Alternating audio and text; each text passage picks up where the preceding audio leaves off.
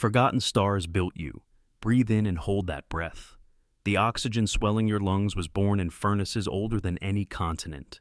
The iron drifting through your blood carries the serial number of a long-dead star that collapsed before the first fish flexed a fin. You and I are not merely alive. We are galaxies distilled into soft skin and private memories, trying to remember their source. Tonight, step backward through time with me. Show how Forgotten Stars built the framework that lets you love, laugh, cry, and fear your own ending. Picture the night sky you rarely notice anymore. Each dim point is a nuclear engine crushing hydrogen into helium, helium into carbon, carbon into oxygen and silicon, and, when the star is massive enough, into the iron that finally chokes its core. These reactions are not metaphors. They are the literal heartbeat of creation. When fusion can no longer pay gravity's bill, the core collapses, rebounds, and explodes as a supernova, bright enough to outshine entire galaxies.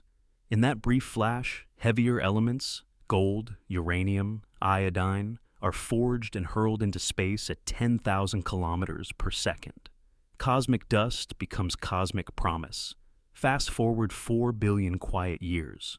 Around a young star called the Sun, leftover rubble coalesces into planets. One of them settles into a temperate orbit, its surface churned by chemistry and lightning. Chains of carbon learn to copy themselves, harness sunlight, build membranes.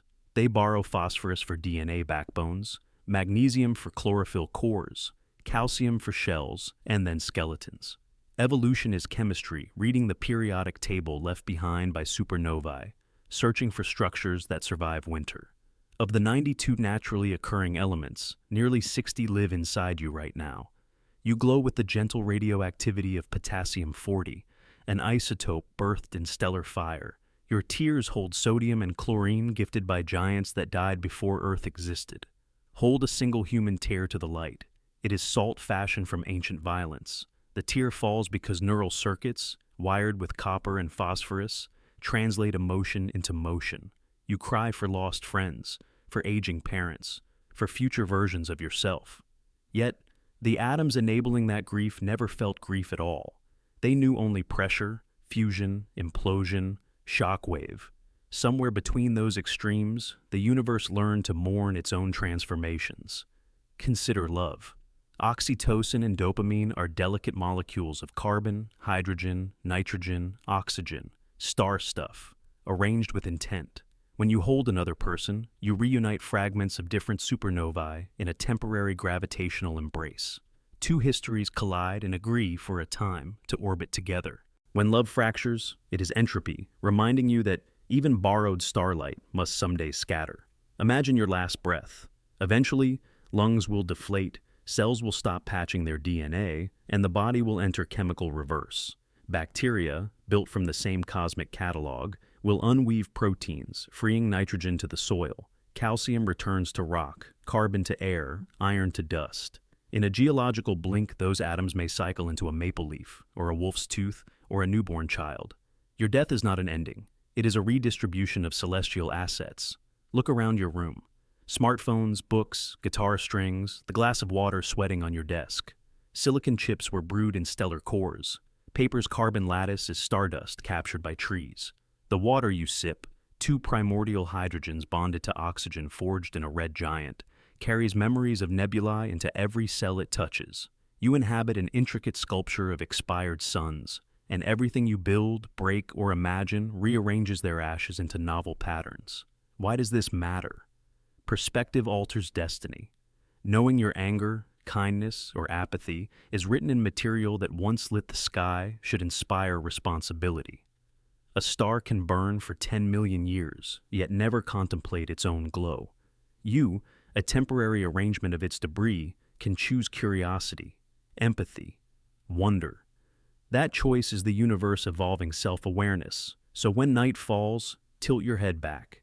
Many of those specks have already died. Their light is a postcard crossing centuries. Others are being born, forging the calcium that will harden bones not yet conceived. You are the living intersection of those timelines. Forgotten stars built you, and in return, you offer them something unprecedented, a chance to reflect upon themselves. Use their bones wisely. Let every song you sing, every idea you test, every fragile act of hope shimmer with the quiet knowledge that the cosmos is listening through you, and may judge its own worth by how brightly you choose to live. Think of Voyager 1, still sailing beyond the reach of our sun. Its gold-plated record, etched with music and greetings, is a fragile time capsule of ash-turned curiosity. The copper in its circuits, the gold in its plating, the uranium powering its decay clock.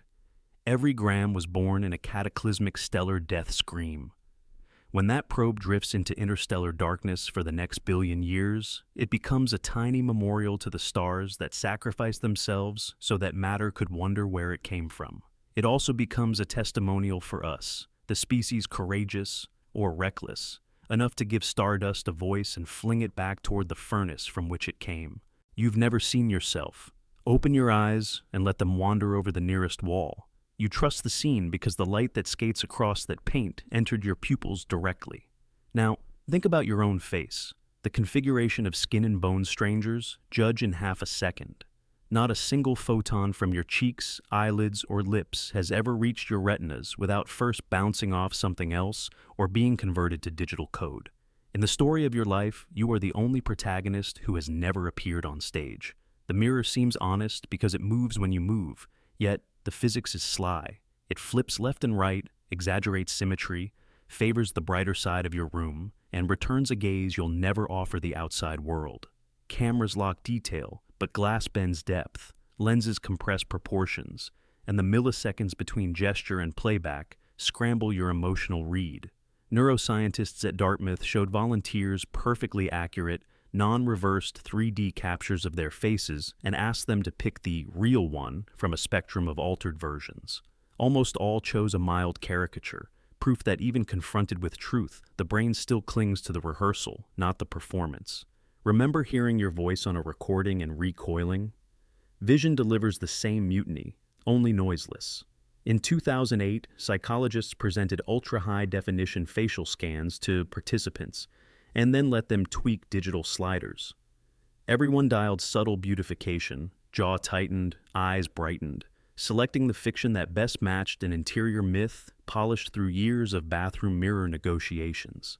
The gap between objective structure and remembered self is the frontier where insecurity, vanity, and identity crises breed. History deepens the enigma. Cleopatra's legendary beauty survives on coins where engravers guessed from flickering torchlight. She likely saw little more than rippling bronze reflections. Vincent van Gogh painted himself dozens of times, each portrait a tug-of-war between mirror reversal and mood, never an unmediated likeness. Empires have been built, wars declared, and marriages arranged by people who never privately confirmed the very faces stamped on their own currency. The consequences are everywhere. Cosmetic surgeons rely on predictive morphing because patients can't envision changes to a face they have never actually witnessed. Video call apps quietly stretch eyes and narrow jaws to keep users engaged, exploiting your uncertainty about objective self-image. Law enforcement studies show that eyewitnesses recall an accomplice's features more accurately than details of disguises they wore themselves. Self-description passes through a filter of guessed topology and hopeful edits. Yet this blindness carries freedom. If no snapshot can imprison you, identity becomes a moving average of glances, sensations, and revisions. Method performers abandon mirrors for months, building characters through muscle memory alone. When the role ends, even they are startled at the stranger in the premiere footage. But audiences are transfixed, never having met the previous draft. So where is the authentic face? Perhaps not in reflections, but in sensation. The slight tension when you smile, the pulse in your temples when anger floods, the cooling path of tears across skin. Those tactile whispers arrive unfiltered, first-hand data, untouched by silvered glass or CMOS chips. Close your eyes now and trace the internal map. Brow ridge, nasal bridge, the curve where cheek meets ear. In that darkness, you are nearer to truth than any photograph will grant. Suppose technology perfects a volumetric mirror, projecting live, distortion-free light directly back into your pupils. Would the revelation comfort or unmoor you? Early testers report a jolt, like meeting a relative you somehow love and distrust at the same time, a presence intimate yet foreign. Here flickers a paradox that fuels both existential dread and thrilling possibility. You remain unseen by the very organs designed for seeing, and thus remain partially undefined. Within that blank, you may redraw yourself endlessly. Every morning mirror is not confirmation, but negotiation. Tilt your chin, shift the light, rewrite the narrative. Walking past a shop window tonight, you might catch a silhouette and instinctively adjust posture or hair. Remember, the observer behind that glass is only a timestamp, a single version drifting through the currents of shared perception. The truest portrait moves beneath your skin, evolving breath by breath, acknowledged only in the unlit theater behind your eyes. Honor that hidden cartography, speak to it, and keep sculpting the legend no mirror can reveal. You live in echoes. Every second you think you inhabit is already gone. Your brain is a sleepless editor, trimming the raw feed of reality and releasing the final cut after it has cooled. Neuroscientists measure an average delay of 80 milliseconds, barely a heartbeat. Yet in that vanished slice, a hummingbird can beat its wings 10 times. A Formula One wheel can spin an entire revolution, and a single neuron can hurl a chemical thunderbolt down the spine. By the time you feel a teacup settle into your palm, the porcelain is part of your past, not your present. Picture yourself inside a summer storm. Lightning rends the clouds, thunder moans behind it. You accept the gap because light outruns sound. Inside your skull, a stranger version of the trick never stops. Vision arrives first, touch and hearing later, and the cortex splices the mistimed fragments into one seamless hallucination. Flash 2 dots on opposite sides of a screen, and your eyes swear they watched 1 dot travel the gap. Motion conjured by a mind that refuses to tolerate silence between moments. Consider Major League Baseball. A 97-mile-per-hour fastball crosses home plate in 400 milliseconds. Your visual cortex needs 100 of those to decode the blur. Your motor cortex devours another 200 to order a swing. Pure reaction should fail, yet the bat still kisses the ball. The secret is prediction. Your neurons live in an anticipatory echo, forecasting where the ball will be by the time muscles comply. Daily life is the same. Every handshake, every spoken reply, every sidestep on a crowded sidewalk is a bet placed on a future that has technically already occurred. The lag haunts quieter spaces too. Words reach your ears after leaving another's mouth, yet conversation feels instantaneous. Laughter detonates because the punchline arrived before amusement did. Even grief is an echo, the ache of a presence already erased. Tilt your head at the night sky. Every star is a fossil broadcast. Photons spilling from Betelgeuse began their journey 6 centuries before Shakespeare wrote a line. Yet, tonight they tap the back of your retina as if news were breaking live. Physics pours salt in the wound. Special relativity shreds the notion of a universal now. 2 astronauts who sling past each other near light speed will dispute whether a distant supernova has already cooled to ash or has yet to ignite. The cosmos owns no master clock. Each viewpoint is a private screening, every reel running a few frames behind a projector no audience will ever meet. We navigate a universe stitched together from disagreements about when anything truly happens. Yet, you do not drown in delay. You are composed of it. Memory is the echo that lingers long enough to knit one vanished instant to the next. Without echo, there is no self, no storyline, only a blinking cursor on a blank page. The hippocampus snatches sensory afterimages, splices them into a strip of film, and calls it autobiography. You are, quite literally, rumor about previous versions of yourself, whispers from ghosts younger than the person hearing them.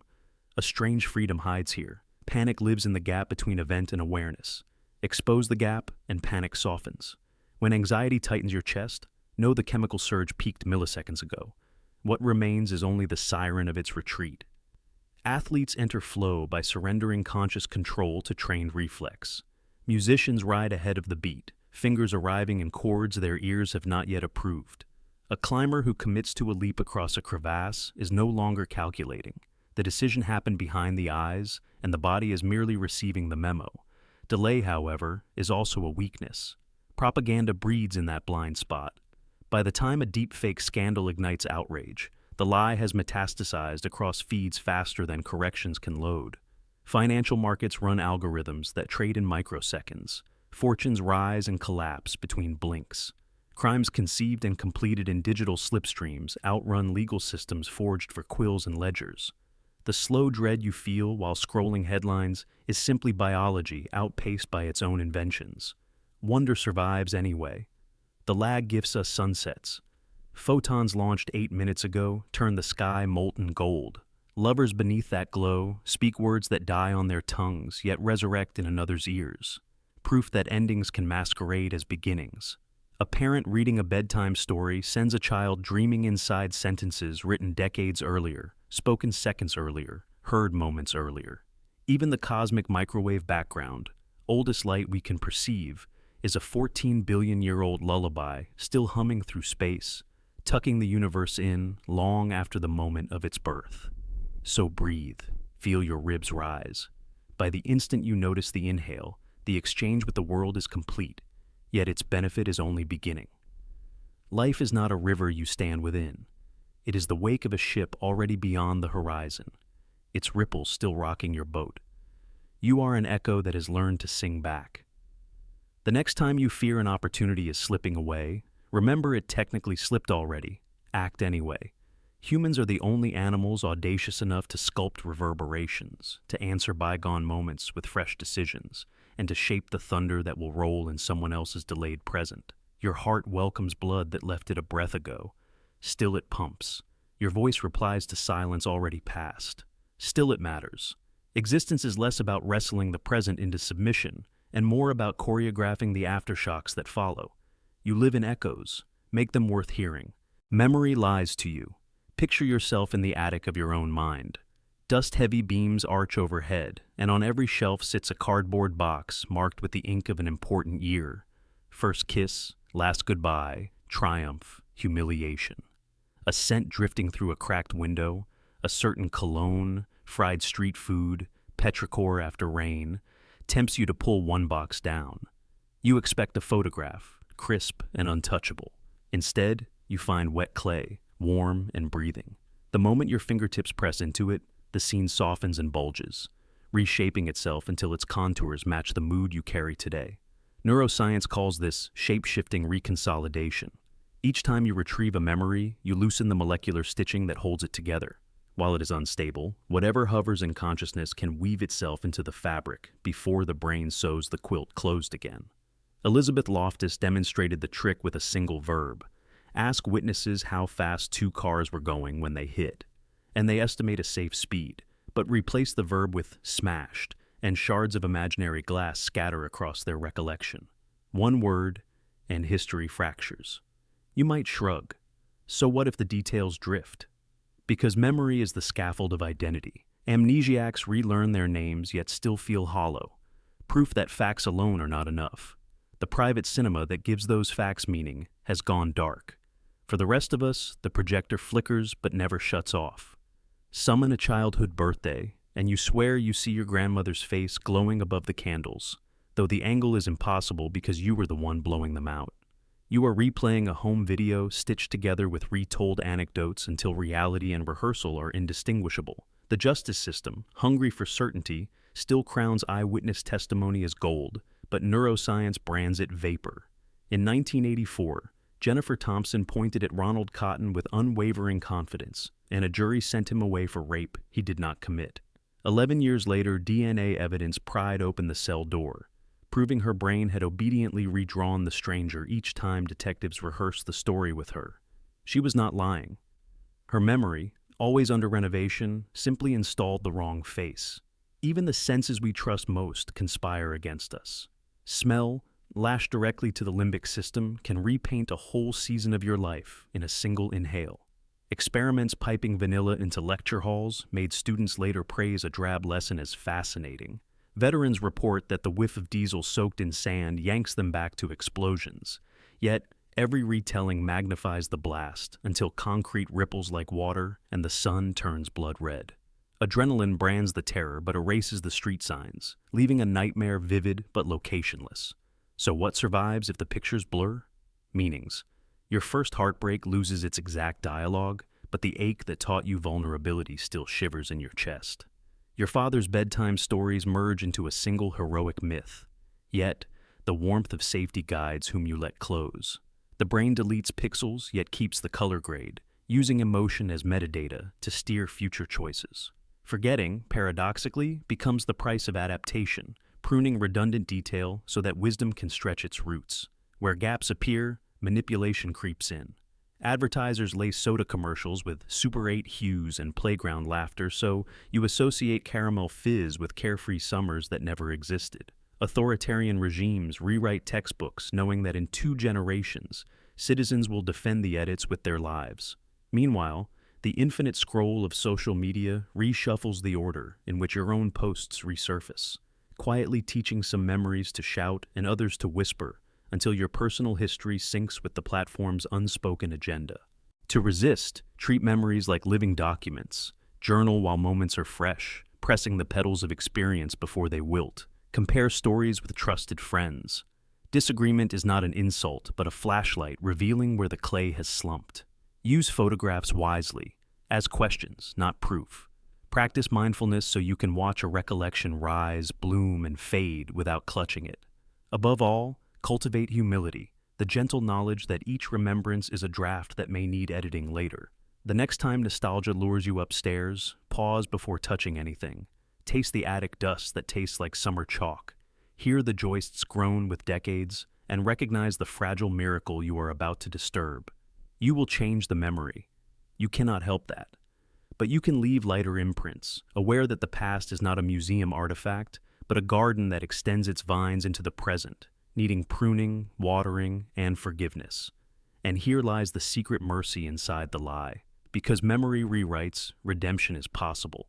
A kindness offered today can seep backward, tinting the mistakes that once defined you. Each act of recall is a chance to soften regret, to reframe grief, to let forgiveness bloom where blame once choked the soil. The past is not a prison. It is a manuscript forever open for edits. Write carefully, because tomorrow, when you reread the story, you will believe every word. Forgotten strangers, remember you. You walk through cities like a silent meteor, brushing past faces you will never learn to name. Your gravity lasts no longer than a breath, yet it leaves invisible craters, ripples of choice, feeling, and direction that you will never map. Think back to the stranger who caught the elevator door when the sky was trying to drown you. That half-second delay may have steered you clear of the crash at the next intersection. Or remember the cashier who said your name out loud with a gentle lilt.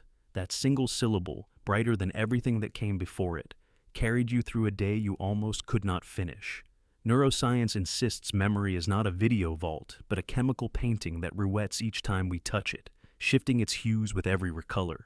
Glance at a stranger with curiosity instead of dismissal, and their brain registers safety, releasing oxytocin that can travel the afternoon and soften every greeting that follows. Your smallest attitudes are seeds flung into minds you will never revisit, sprouting behaviors destined to wander farther than you will ever walk. Tokyo's Yamanote Line, 2001. A man stepped onto the platform, resolved to leap. A tourist, lost and earnest, tapped his shoulder and asked for directions. A smile traveled between them. The potential jumper later wrote that the question shattered the vacuum of his despair. He guided the traveler to the correct train, bought a coffee, and chose to live. 2 decades later, he had prevented more than 400 suicides as a crisis line volunteer. The tourist never heard that epilogue, and somewhere tonight may question whether kindness ever matters. Social scientists call this the invisible cascade. A 2014 Harvard study traced a single act of generosity in a coffee shop through 6 layers of interaction before their funding ran out. Seating choices shifted, tips grew larger, strangers stood taller. By the time researchers stopped counting, the kindness had touched people who had never stepped inside the cafe.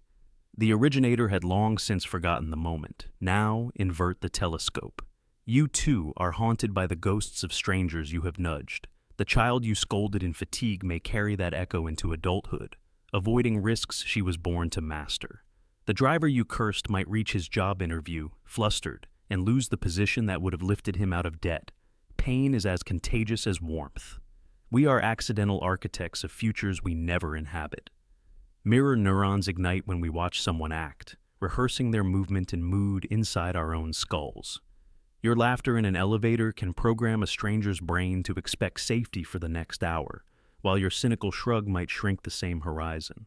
Researchers in Parma once tracked micro-expressions on commuters' faces and found a genuine smile crossing a crowded carriage lowered cortisol in observers by 15%, even when they could not identify its source. For the briefest flash, your face becomes their pharmacist. Consider Copenhagen's lost wallet experiment.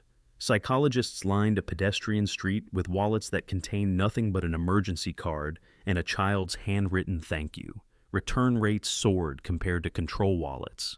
Most participants later admitted they had been having a bad day until that moment. Even imagined kindness rerouted behavior. The real kindness you give away might redraw entire moral maps. Now, multiply that effect across every airport queue, online comment thread, midnight petrol station. Multiply by years. Multiply by generations. Evolutionary biologists estimate that one adaptive behavior, sharing food outside kinship lines, needed only a few thousand spontaneous instances to become wired into human culture forever. Your next small mercy might, mathematically, help shape norms that outlast empires. The ledger is double-edged. A careless humiliation can ignite revolutions. World War I began when a chauffeur took a wrong turn and parked beside a cafe where a frustrated assassin had resigned himself to failure. An accident, a moment, and 40 million futures rerouted. You and I do not chauffeur archdukes, but the same physics governs smaller detonations. A joke at a teenager's expense can lodge like shrapnel in her self-worth for decades. We rarely grant ourselves power because power looks like thrones and spotlights. Yet, the truer power is invisible, the permission you give a stranger to feel seen, or the permission you steal with a sneer. You will never receive an award for the day you swallowed your anger and prevented a domino of pain. The applause happens privately inside hearts you will never meet. Every breath is broadcast. Your sigh in the waiting room nudges the nurse's patience. Her altered mood tilts the precision of her next injection. The ripple flows onward into the bloodstream of the world. You can never catalog the consequences, only curate the origins. So picture the timeline of Earth as a night sky. Every pinprick of light is a life course. Some blazes streak straight, others flicker. You are not a single shooting star. You are dust scattered across them all, invisible to the telescope yet essential to the glow. Matter echoes. The question is, what melody will your echo carry? If gentleness seems futile in a world that forgets names before sunrise, remember the forgetting is half illusion. Somewhere, a man still tells the story of the anonymous passenger who helped calm his toddler on a turbulent flight. That child, now grown, volunteers at animal shelters because he carries an inexplicable conviction that strangers are allies. Somewhere, a woman clings to adulthood because a street musician's song whispered in a language beneath words that existence can be beautiful for no reason. You are not here to count the ripples. You are here to cast them well. And one day, when you need rescue, the hand that lifts you may belong to someone whose destiny you nudged years ago without realizing. Hear the echo? That's you, arriving from the past, wrapped in the voice of a stranger. Proof that no pulse of kindness is ever lost, only delayed. Tonight, as you slip between silhouettes on the sidewalk, remember you are both ghost and living catalyst. You will vanish from their stories even as your fingerprint smolders inside their decisions. Step lightly, speak gently, love loudly. The universe is writing its sequel in the margins of your smallest motions, and the title is penned by hands you will never see. They remember even when you forget. The brain named itself. Close your eyes for a moment and think about the fact that you are thinking. The voice you hear inside your mind, the feeling of you being you, is not some mystical soul whispering from beyond. It is a 3-pound organ of wet electricity and folded fat trapped inside your skull. And yet, somehow, that same organ had the arrogance, or perhaps the desperation, to give itself a name: the brain. It is one of existence's cruelest jokes. You cannot think about thinking without using the very machine that tricked itself into believing it was separate from the world it observes. Imagine a primitive ancestor staring into a pond, watching a reflection ripple in the water. At some untraceable moment, a thought sparked, the awareness of self. The recognition that the thoughts behind the eyes were somehow different from the wind, the trees, the howling animals. That spark, so easy to romanticize, was a glitch in physics, a byproduct of a system growing complex enough to not only process reality, but question it. The brain, through millions of silent years, developed an idea of itself. It was never designed for this. It was sculpted to sense food, fear predators, seek shelter, and yet, here it was, looping endlessly, turning the gaze inward. Language accelerated the joke.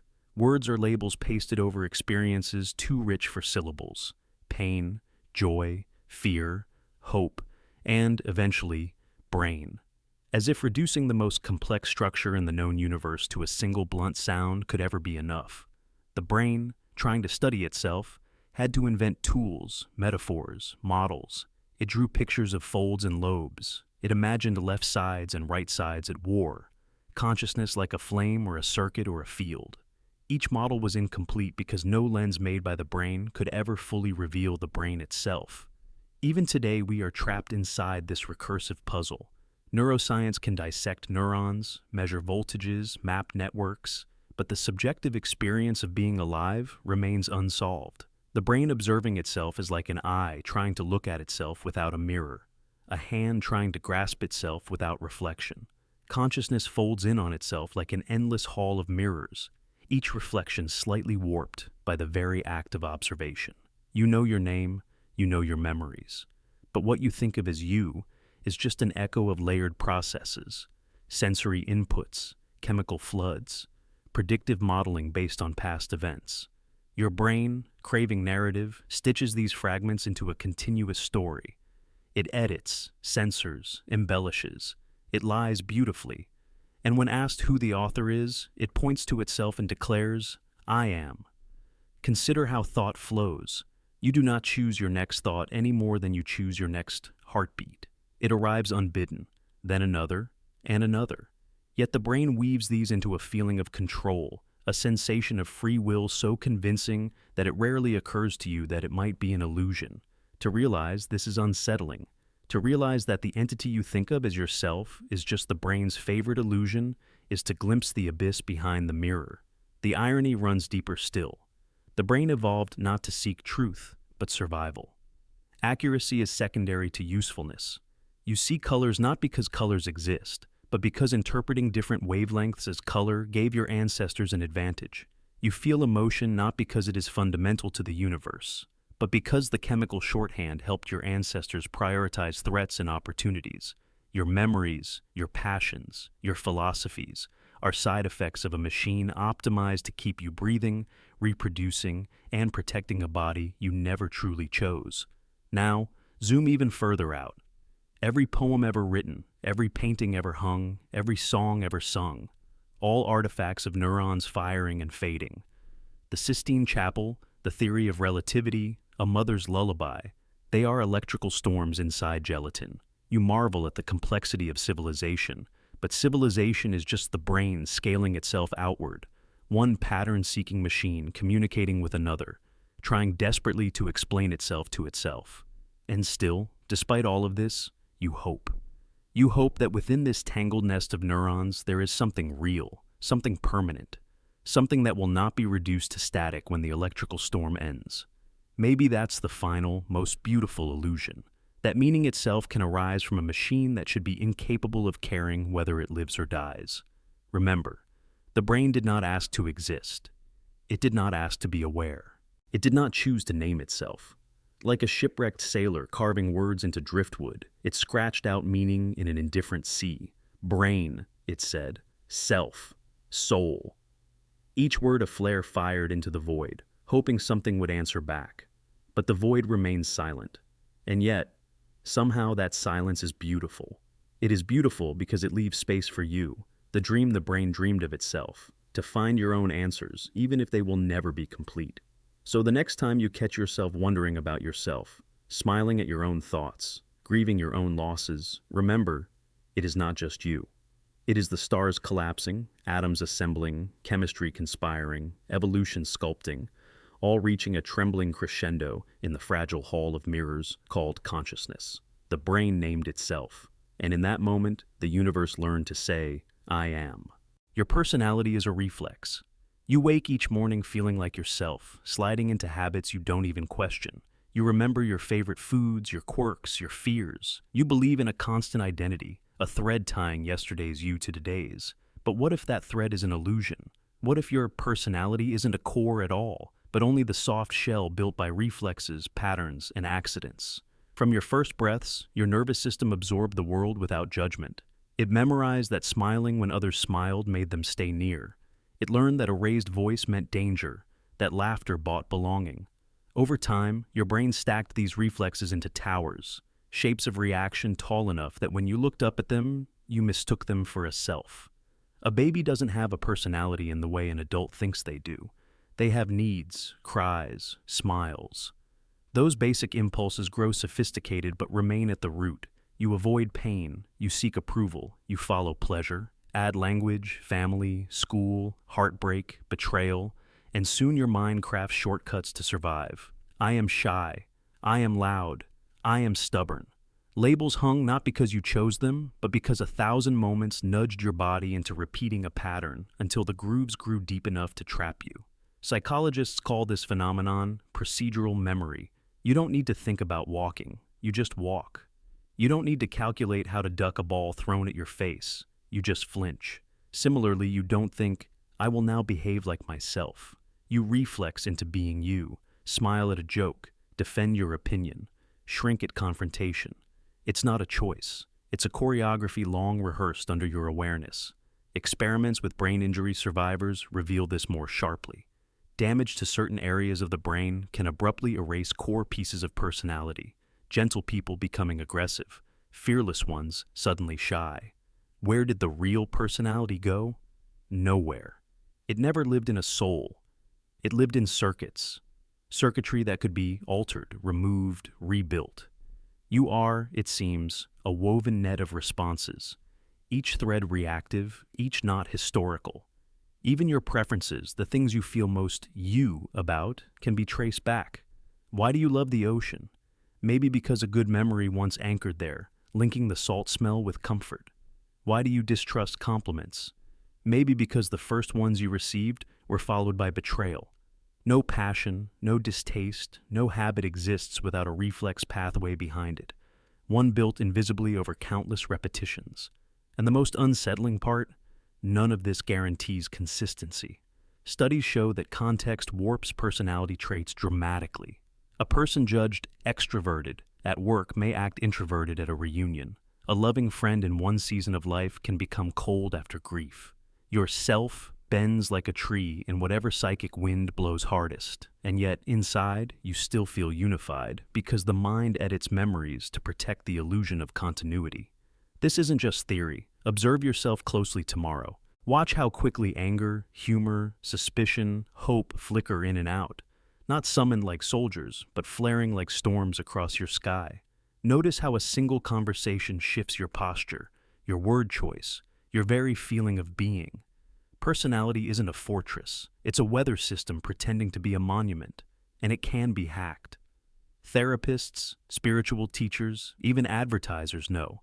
If you force new reactions often enough, if you smile when sad, pause when angry, risk kindness when scared, you begin to carve new reflex pathways. Neuroplasticity doesn't just repair damage, it rewrites your identity, which means the you cherish today could be erased tomorrow, replaced by a you more patient, more cruel, more daring, more numb, depending on the storms you survive and the maps you choose to draw afterward. This realization can be terrifying. If you are just a reflex spiral hardened into habit, where is the solid ground? Who is making the decisions? Who is watching it all happen? Maybe, just maybe, there is no singular watcher. Maybe consciousness itself is not a king sitting on a throne, but a tide moving through neural dunes, shaping them only as it passes. Maybe the self is less a sculpture and more a dance, temporary, reactive, beautiful precisely because it will never stay exactly the same. When you say, "That's just how I am," pause. Ask, is that really true, or is it just how you learn to be? When you defend a flaw, when you cling to a virtue, when you despair that you can't change, remember, you have already changed 1,000,000 times to become the person who says those words. There is no fixed you inside your chest, no permanent signature written into your flesh. There is only action, reaction, memory, correction, a living reflex. You are not broken. You are not incomplete. You are the sea reshaping its shore every moment, forgetting its previous lines, carving new truths in every tide. Close your eyes for a second and imagine yourself not as a single figure, but as 1,000 overlapping echoes. Every smile you've given, every tear you've shed, every instinct that pulled you forward or held you back. You are the sum of your repetitions, but you are also the permission to begin a new one. You are not trapped in yourself. You are inventing yourself. Right now, always, even as you listen to these words. Dreams remember who you are. Look up on a clear night and you call it a sky, but what you are really witnessing is a cathedral of ghosts. The silver specks that prick your pupils look immediate, intimate, even playful, yet most are already silent. Their cores collapsed into cinders or black holes. Their nuclear hymns ended long before the pyramids were planned. Only now do their farewell photons reach you, as though the universe were a postal system stretched across centuries, delivering news far too late for comfort. You are praising embers that fooled the dark into giving them an encore. Light is scandalously slow when stretched across cosmic distances. It sprints at 300,000 kilometers a second, yet the Milky Way alone is 100,000 light years wide. Imagine lighting a candle in ancient Mesopotamia, and its glow taking until today just to brush the cheek of a fisherman on the opposite spiral arm. That delay is baked into every twinkle. Sirius looks youthful in the winter sky, bright enough to cast a shadow, but its photons began their trek when our ancestors were chiseling myths into stone. When you meet that light tonight, the star you greet is already older, larger, closer to its eventual demise than the story your eyes retell. Andromeda hangs like a faint smudge above the horizon, 2.5 million light years distant. The photons that strike your retina tonight left when early humans were sharpening stone axes.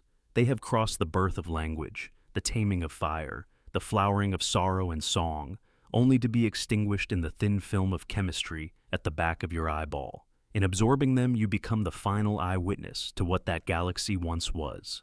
If Andromeda's core detonated in a supernova yesterday, we will stroll under its quiet echo for 2 million more years, blissfully unaware of the funeral already over.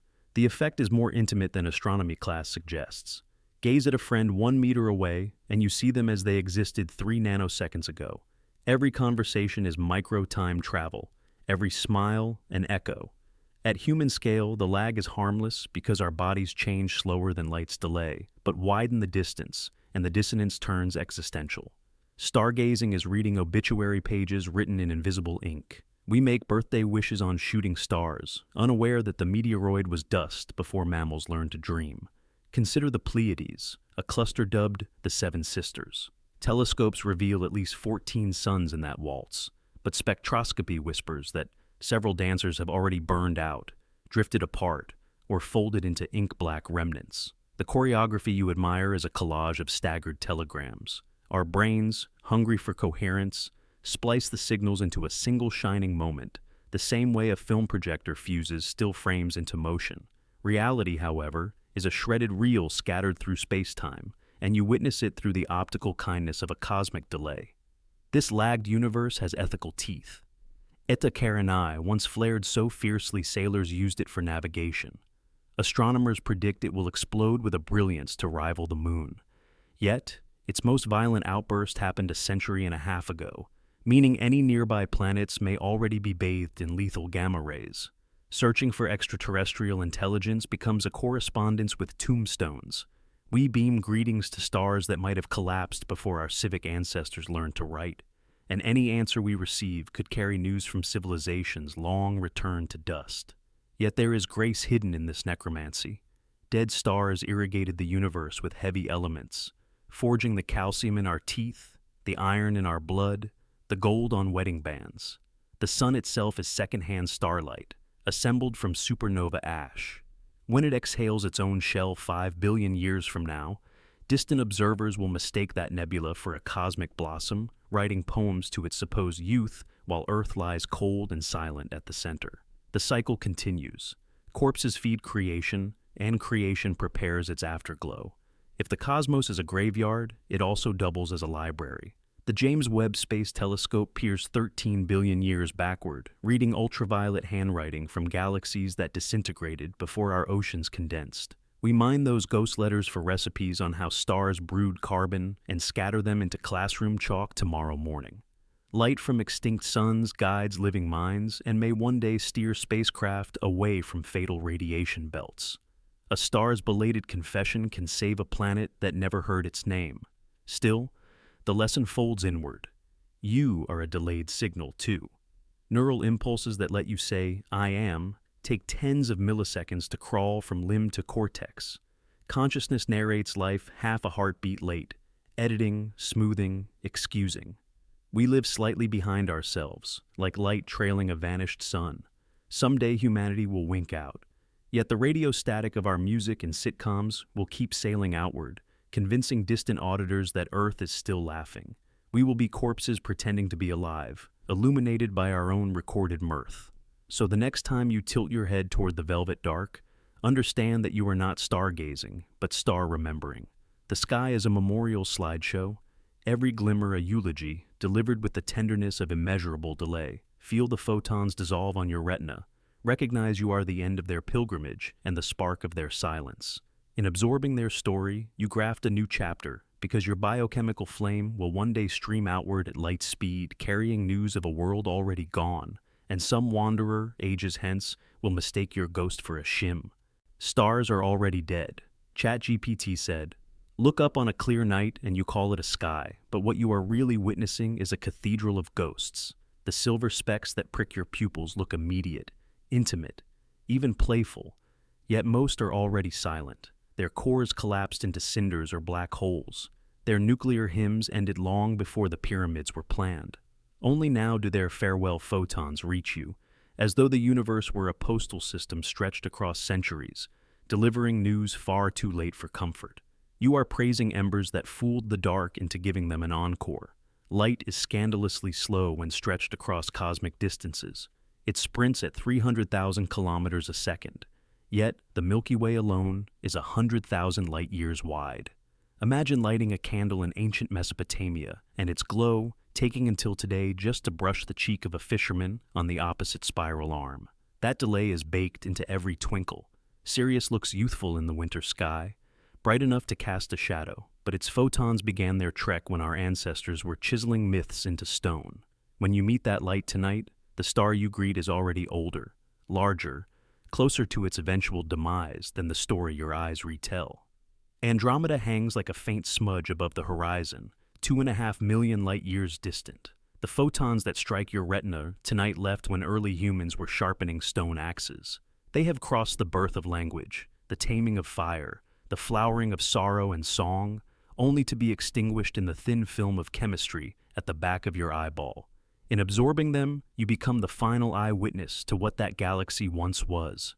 If Andromeda's core detonated in a supernova yesterday, we will stroll under its quiet echo for 2 million more years, blissfully unaware of the funeral already over. The effect is more intimate than astronomy class suggests. Gaze at a friend 1 meter away, and you see them as they existed 3 nanoseconds ago. Every conversation is micro-time travel, every smile an echo.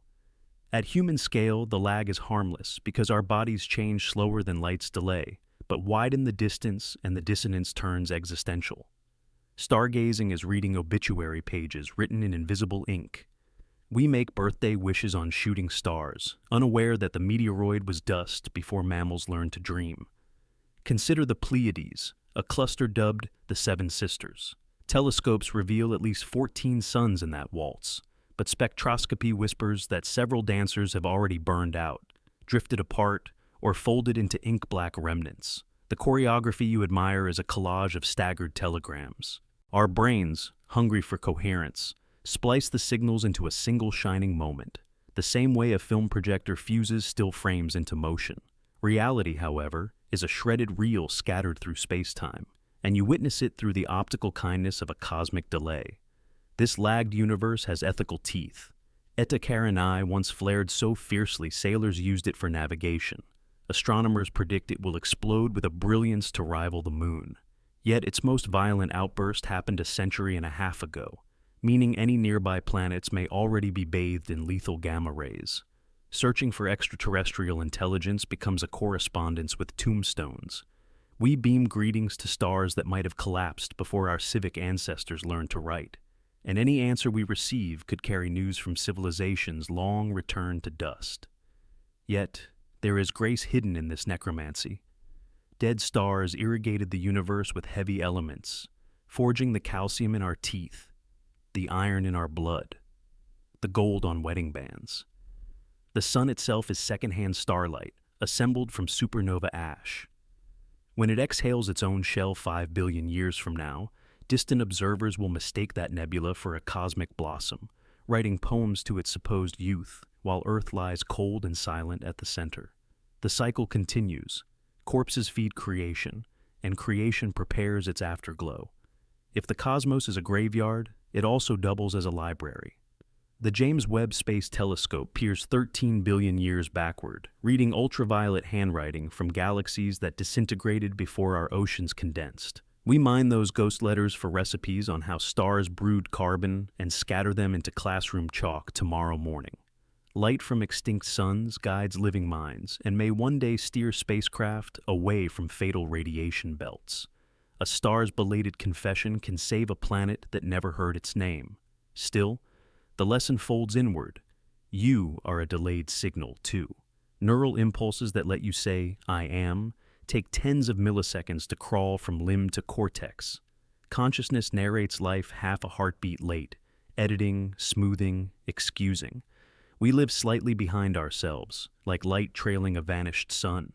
Someday humanity will wink out, yet the radio static of our music and sitcoms will keep sailing outward, convincing distant auditors that Earth is still laughing. We will be corpses pretending to be alive, illuminated by our own recorded mirth.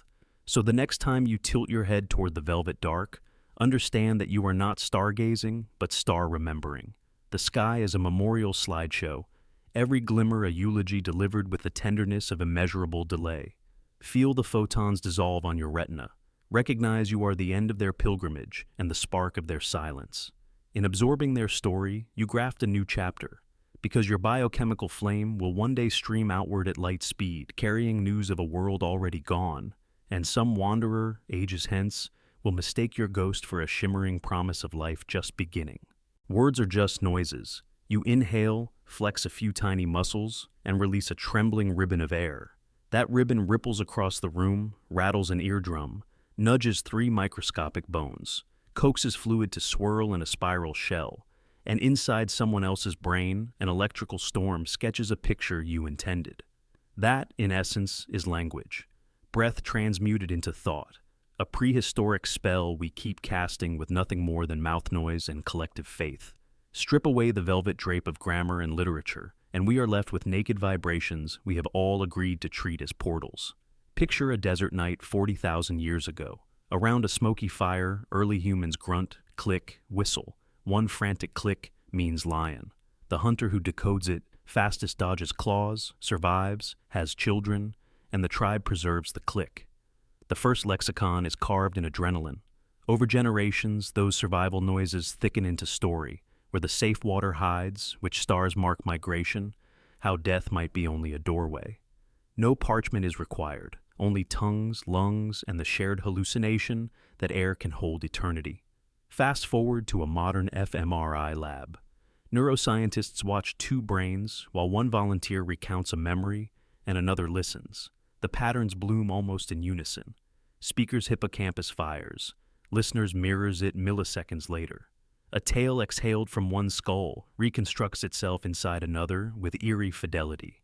The spell works. Noise rearranges wet tissue so precisely that strangers share scenes they never witnessed. No data cable runs deeper. But the spell is fickle. Say freedom in one city and crowds cheer. Whisper it under a dictatorship and watch uniforms tighten their grip. Same phonemes, different universes, because culture is the cauldron that steeps syllables in power. Propagandists understand this truth. Swap refugee for invader, and empathy curdles in a single afternoon. Sticks and stones break bones, but carefully sharpened nouns topple civilizations. Consider the Navajo code talkers of World War II. A language once punished in American schools became an unbreakable encryption that steered Pacific artillery. To enemy cryptanalysts, the transmissions were a river of nonsense. To Marines on the beach, they were coordinates and salvation. The same sounds, depending on whether you possess the spell book, can rescue fleets or vanish into wind. Language is not just meaning, it is membership. Words build you from the inside out. Compliments become vertebrae. Insults etch scars. Lullabies echo when insomnia gnaws the ceiling at 3 a.m. Long after bones stop lengthening, vocabulary keeps mutating, adopting slang, shedding obsolete verbs, shaping which futures you can even imagine. Inuit tongues host dozens of snow words. English offers one. Lexicon is a spotlight. What it cannot name, you will struggle to see. Even silence is fluent. A pause before confession can roar louder than the confession itself. Entire cultures weaponize quiet. Japanese ma frames emptiness as respect, while courtroom silence can shout guilt. The absence of noise outlines the spell the way negative space shapes a sculpture. Think of the first novel that changed you. The author may be dust, yet their frozen breath, inked onto paper, colonized your cortex, and rewrote your coordinates. You close the book a different creature from the one who opened it. No chemist has bottled a potion that potent. Yet every incantation can backfire. Gossip metastasizes reputations without trial, becoming social radiation. Online, a single tweet, just digital breath, can bankrupt a brand or send a teenager spiraling into self-harm. Algorithms fatten on outrage, weaponizing mouth sounds at scale, and jolting hormones evolve for Stone Age camps into alarm across continents. If language forged civilization, uncontrolled language can fracture its pillars. So what do we do, wandering spellcasters? First, rehearse intent. Before releasing a syllable, test its trajectory. Will it wound or weave? Second, expand your lexicon. Each new word is another lens. Learn one today, and tomorrow's landscape sharpens. Third, honor translation. When two languages meet, nuance negotiates instead of dying. A poem that survives translation is proof that magic migrates. Finally, practice deliberate incantations. Whisper, "I see you," before someone fades into loneliness. Murmur, "I'm sorry," before shame calcifies. Roar, "Enough," when injustice pretends to be law. These noises cost less than breath, yet can rewire futures.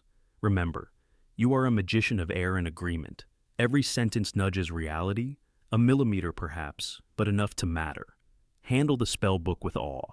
Refine the noises until they lift rather than crush, illuminate rather than blur. Because long after flesh dissolves, only echoes remain, reverberating inside minds you never met. A choir of vibrations, still shaping worlds you will never see. We are the aliens. Take a slow breath and hold it. The air swirling into your lungs is ancient, older than humanity, older than memory. But what if it's even older than Earth's own living story? What if life didn't originate here at all? What if the first living thing, the first microscopic whisper of survival, crashed onto Earth from the endless dark? And if that's true, then everything we are, our wars, our music, our languages, our dreams, is the echo of an alien's desperate attempt to survive. Panspermia. It sounds like science fiction, but it's a real scientific hypothesis. The idea that life, or the seeds of life, can travel between planets, born on the backs of meteors or carried hidden within the frozen hearts of comets. Instead of being born from Earth's bubbling soup, life might have arrived here ready to evolve, already forged in the crucible of another world. Imagine a tiny seed of life, perhaps encased in the protective armor of a meteorite, hurtling through frozen interstellar space. For millions of years it drifts untouched, a simple pattern of molecules clinging to the memory of warmth. Against impossible odds, gravity captures it. Atmosphere kisses it, ocean embraces it. And on a young chaotic Earth, lightning strikes, and something stirs. A molecule replicates itself, not born of Earth, but adopted by it. We are used to thinking of aliens as separate, strange, something we might meet someday under different stars. But if panspermia is true, we already met them. We are them. Our flesh, our blood, our instincts, our imaginations. They are the long, tangled consequence of alien survival, a ripple that never stopped expanding. You are a descendant not just of this planet's dust and water, but of an ancient traveler that refused to die. Think about DNA, that twisting ladder of genetic code that orchestrates your every breath, every memory, every fear. Its structure is astonishingly durable. Frozen bacteria, locked away for thousands of years, can spring back to life. Extremophiles, microbes that can survive boiling heat, crushing pressure, deadly radiation, still thrive today in Earth's hidden corners. Life, it seems, is stubborn beyond reason. And if it is stubborn here, why not elsewhere? Consider also the chemistry. Amino acids, the building blocks of life, have been found in meteorites. Organic compounds have been discovered floating in interstellar clouds. The raw ingredients for life are not rare. They are scattered everywhere, like seeds waiting for the right soil. In cosmic terms, Earth was a fertile field. Life didn't have to evolve from scratch here. It only had to find a place to take root. And so it did. Over billions of years, those alien molecules split, mutated, combined, and competed. They crawled from the sea, walked across dry land, gazed up at the same stars they once fell from. They invented fire, painted caves, raised monuments to gods they barely understood. They wrote poetry about love and death and time. They built cities, fought wars, crafted symphonies, and eventually, they built machines that could once again reach out into the stars. The irony is breathtaking. We search the heavens for signs of extraterrestrial life, straining to hear whispers from distant worlds, without realizing we carry the ancient answer inside every one of ourselves. We do not have to look outward to find aliens. We have only to look inward, to the beating heart, to the firing neuron, to the dreaming mind. When you wonder about your purpose, your place in the universe, remember, you are part of an unbroken chain of survival, stretching back to an alien origin. You are living proof that life, once sparked, fights against entropy with every breath, every heartbeat, every stubborn thought. Maybe that is our mission. Not conquest, not dominance, but remembrance. Acknowledging that life, wherever it began, is rare, precious, and fiercely tenacious. Maybe the highest honor we can give our unknown ancestors is to live well, not as earthlings alone, but as children of the cosmos. So, the next time you stare up at the night sky, wondering if anyone is out there, realize this. Someone already was. They came long ago, silent and invisible, embedded inside the water, the dirt, the DNA. They made a home here. They became the ocean and the forests and the laughter of children. They became you. And maybe the greatest tragedy would not be that we are alone in the universe, but that we forgot we were never truly separate to begin with. Maybe our loneliness is a misunderstanding, a misfiring of ancient instincts designed to seek others like ourselves across impossible gulfs of space. The yearning to find life beyond Earth is not just scientific. It is biological memory, an ache written into our molecules, the lingering echo of the journey that first brought us here, a deep unconscious homesickness for a place we will never be able to name, a sky we no longer remember, a cradle light years away. When we dream of alien civilizations, when we write stories of visitors from the stars, when we point telescopes at distant exoplanets with hopeful hearts, perhaps it is not curiosity, but homesickness that drives us. A yearning not for strangers, but for kin long lost across the sea of time. The idea that life on Earth began elsewhere does not make us less human. It makes us more. It ties us to the stars, to the great cosmic ocean, to the first flickers of life wherever they ignited. It means that every act of kindness, every discovery, every whispered word of love is a continuation of that ancient will to live, to learn, to grow, to reach. You are not a meaningless accident in a meaningless universe. You are the survivor of a million extinctions, the bearer of a flame that crossed impossible distances without ever going out. In your veins runs the persistence of a cosmos that refuses to accept silence. So honor that origin. Let it fill you with awe, with humility, with a fire that no darkness can snuff out. You are the descendant of wanderers who outlasted time itself. Your existence is a rebellion against oblivion. Your life is the universe's way of remembering that once, against all odds, life chose to begin. and it chose to continue. We are not alone. We never were. We are the living proof that life can leap across worlds, survive chaos, and rise again to wonder at its own impossible survival. We are the aliens, and through us, the stars themselves remember. Worry is imaginary pain. There's a kind of pain that carves into the body: illness, injury, loss.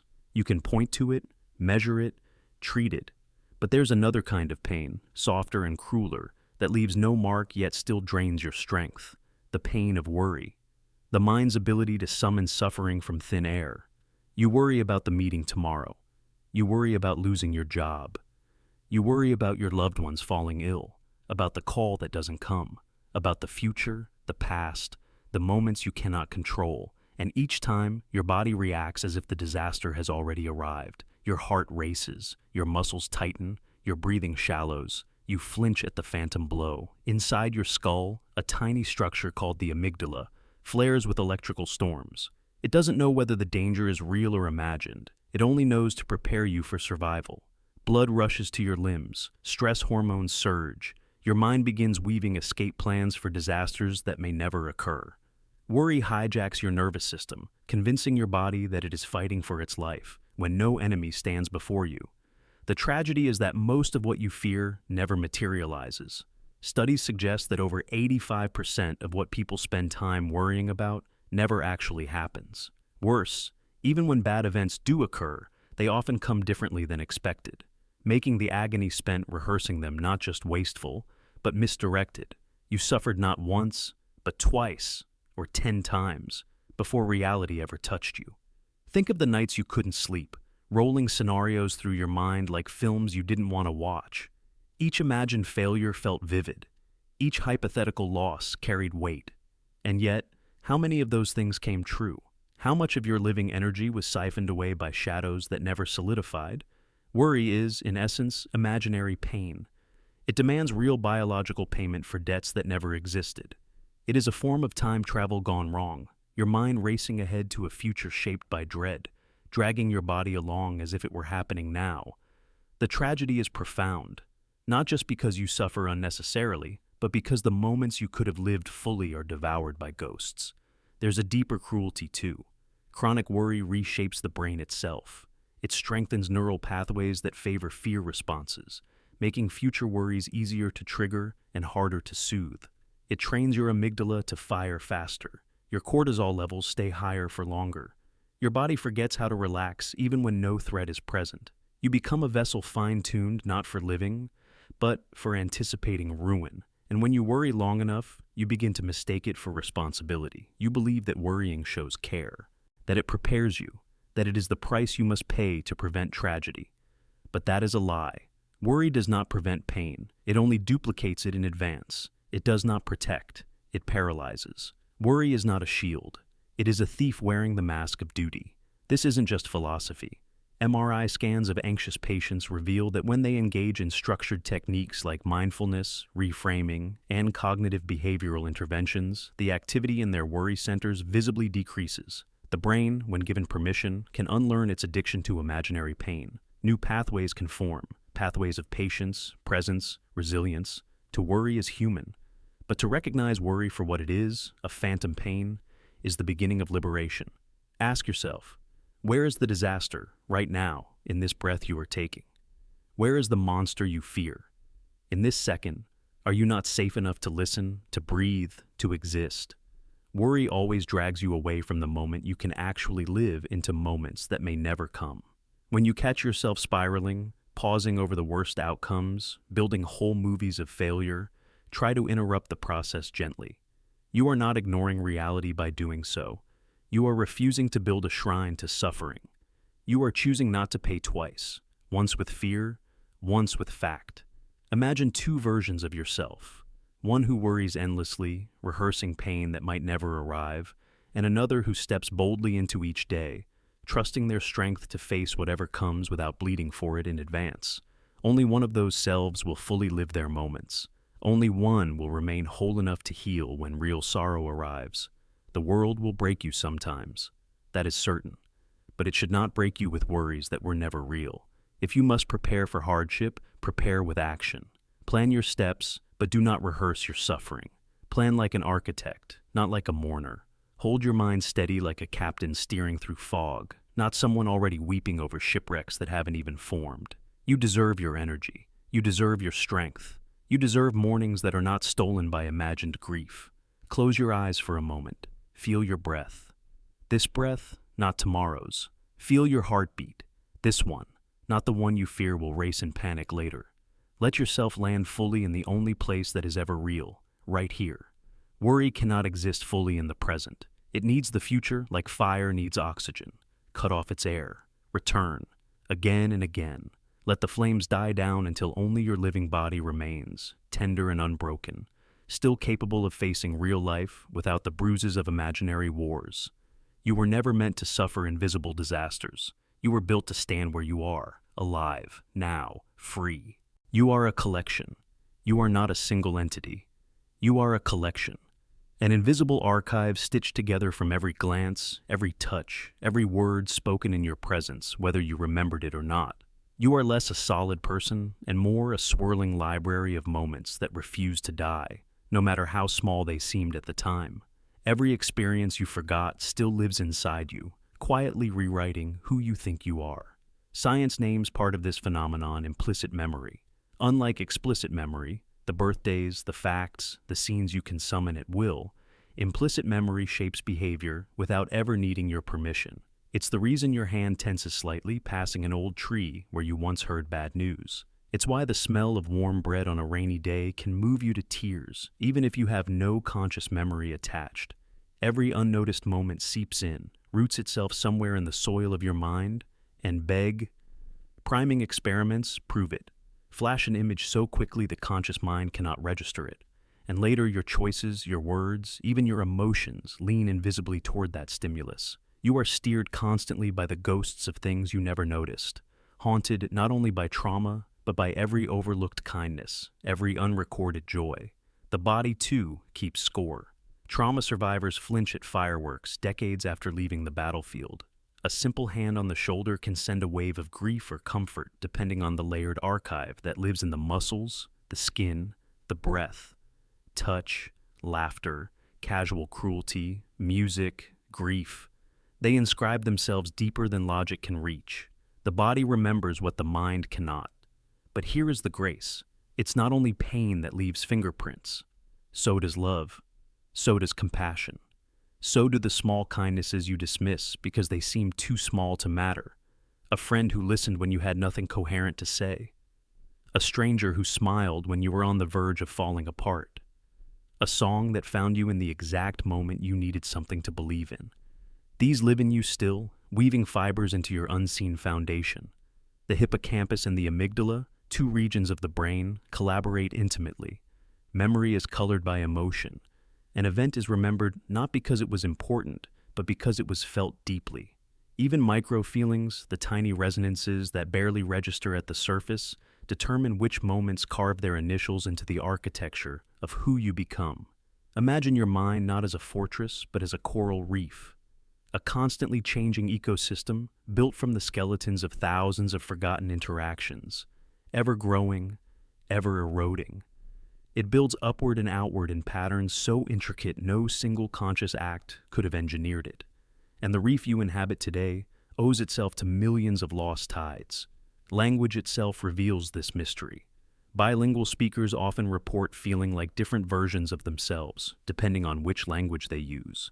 Personality bends beneath the syntax. Perspective tilts beneath the vocabulary. If even your spoken tongue can alter who you feel you are, how much more powerful are the countless unspoken languages of touch, expression, silence, scent, posture, tone? Memory itself is not stable. Every time you retrieve a memory, you unknowingly edit it, reshuffle it, overwrite parts before returning it to the shelf. In the act of remembering, you recreate, which means that the stories you believe about yourself, the traumas, the victories, the failures, are all rewritten each time you summon them. You are not just a collection. You are a living manuscript, written in disappearing ink. This reality is terrifying because it robs you of the illusion of permanence. But it is also liberating because it means you are never truly trapped. Change does not only happen through massive upheavals. Change happens through 100,000 small, invisible edits every single day. The self is not a marble statue, but a shifting current, and every glance, every touch, every overlooked word is another droplet steering the river. Art often betrays this truth. Writers say characters take over the story. Painters describe canvases deciding their own colors. These aren't cliches. They are glimpses into how deeply the unconscious archive leaks into creation. A novel written today carries whispers from playgrounds and hallways, and whispered arguments decades gone.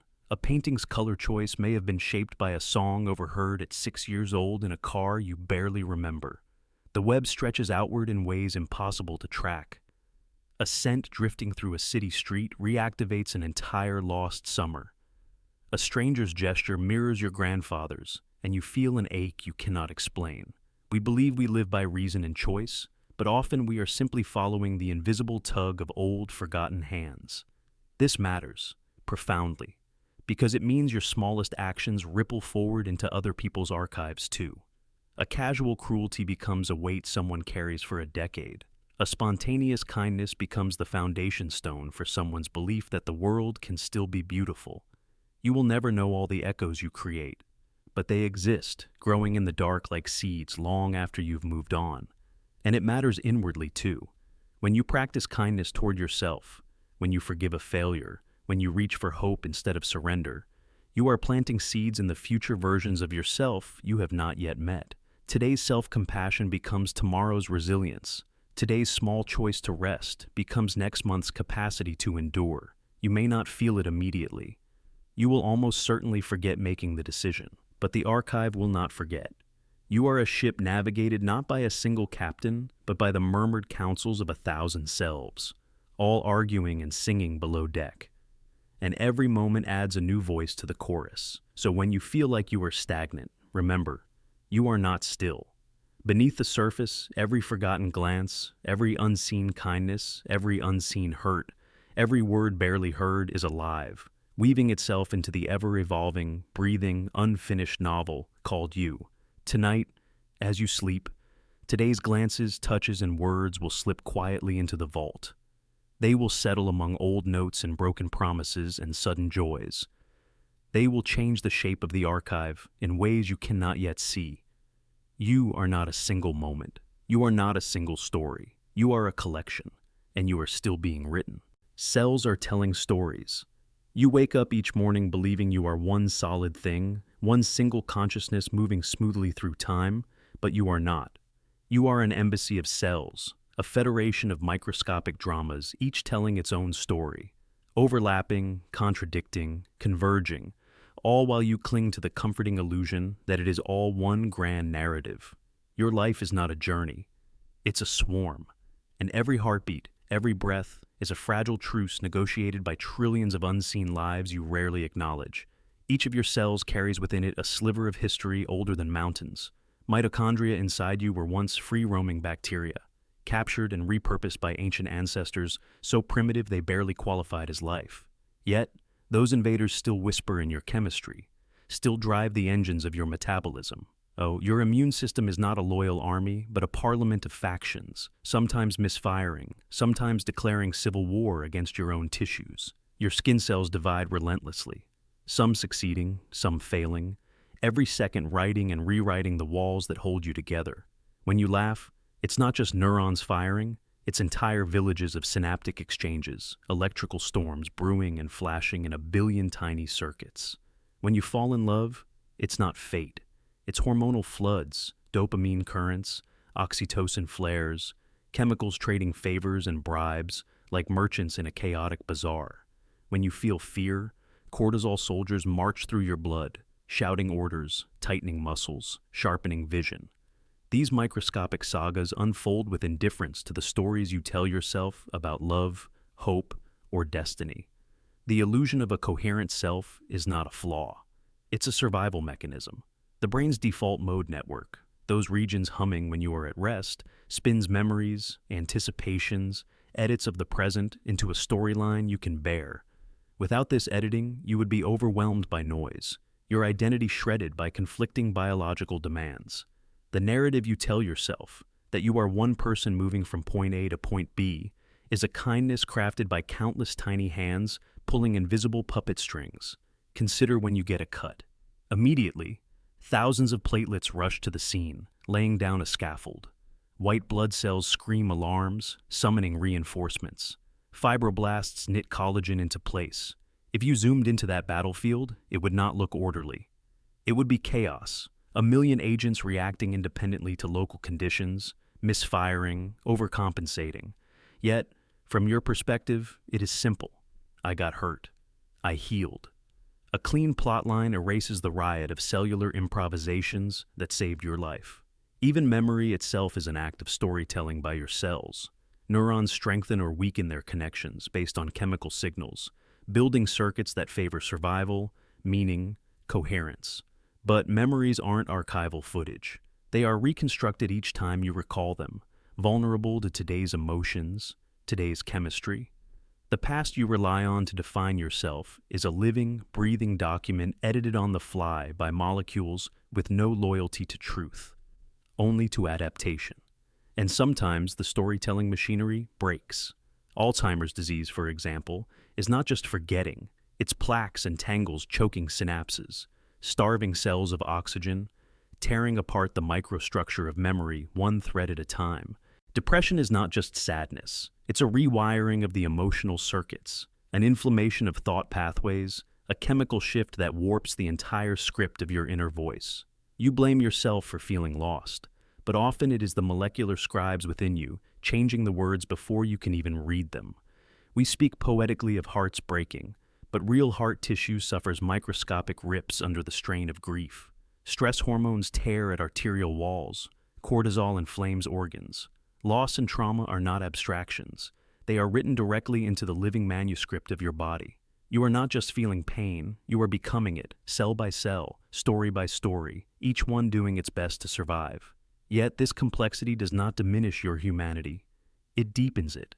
Knowing that a single breath is the triumphant sum of 1,000,000,000,000 negotiations among cells should not make you feel mechanical. It should make you feel miraculous. Your smile is a victory of chemical diplomacy. Your tears are the songs of countless microdramas, working in chorus to remind you that you exist. You are not a lone hero on a quest.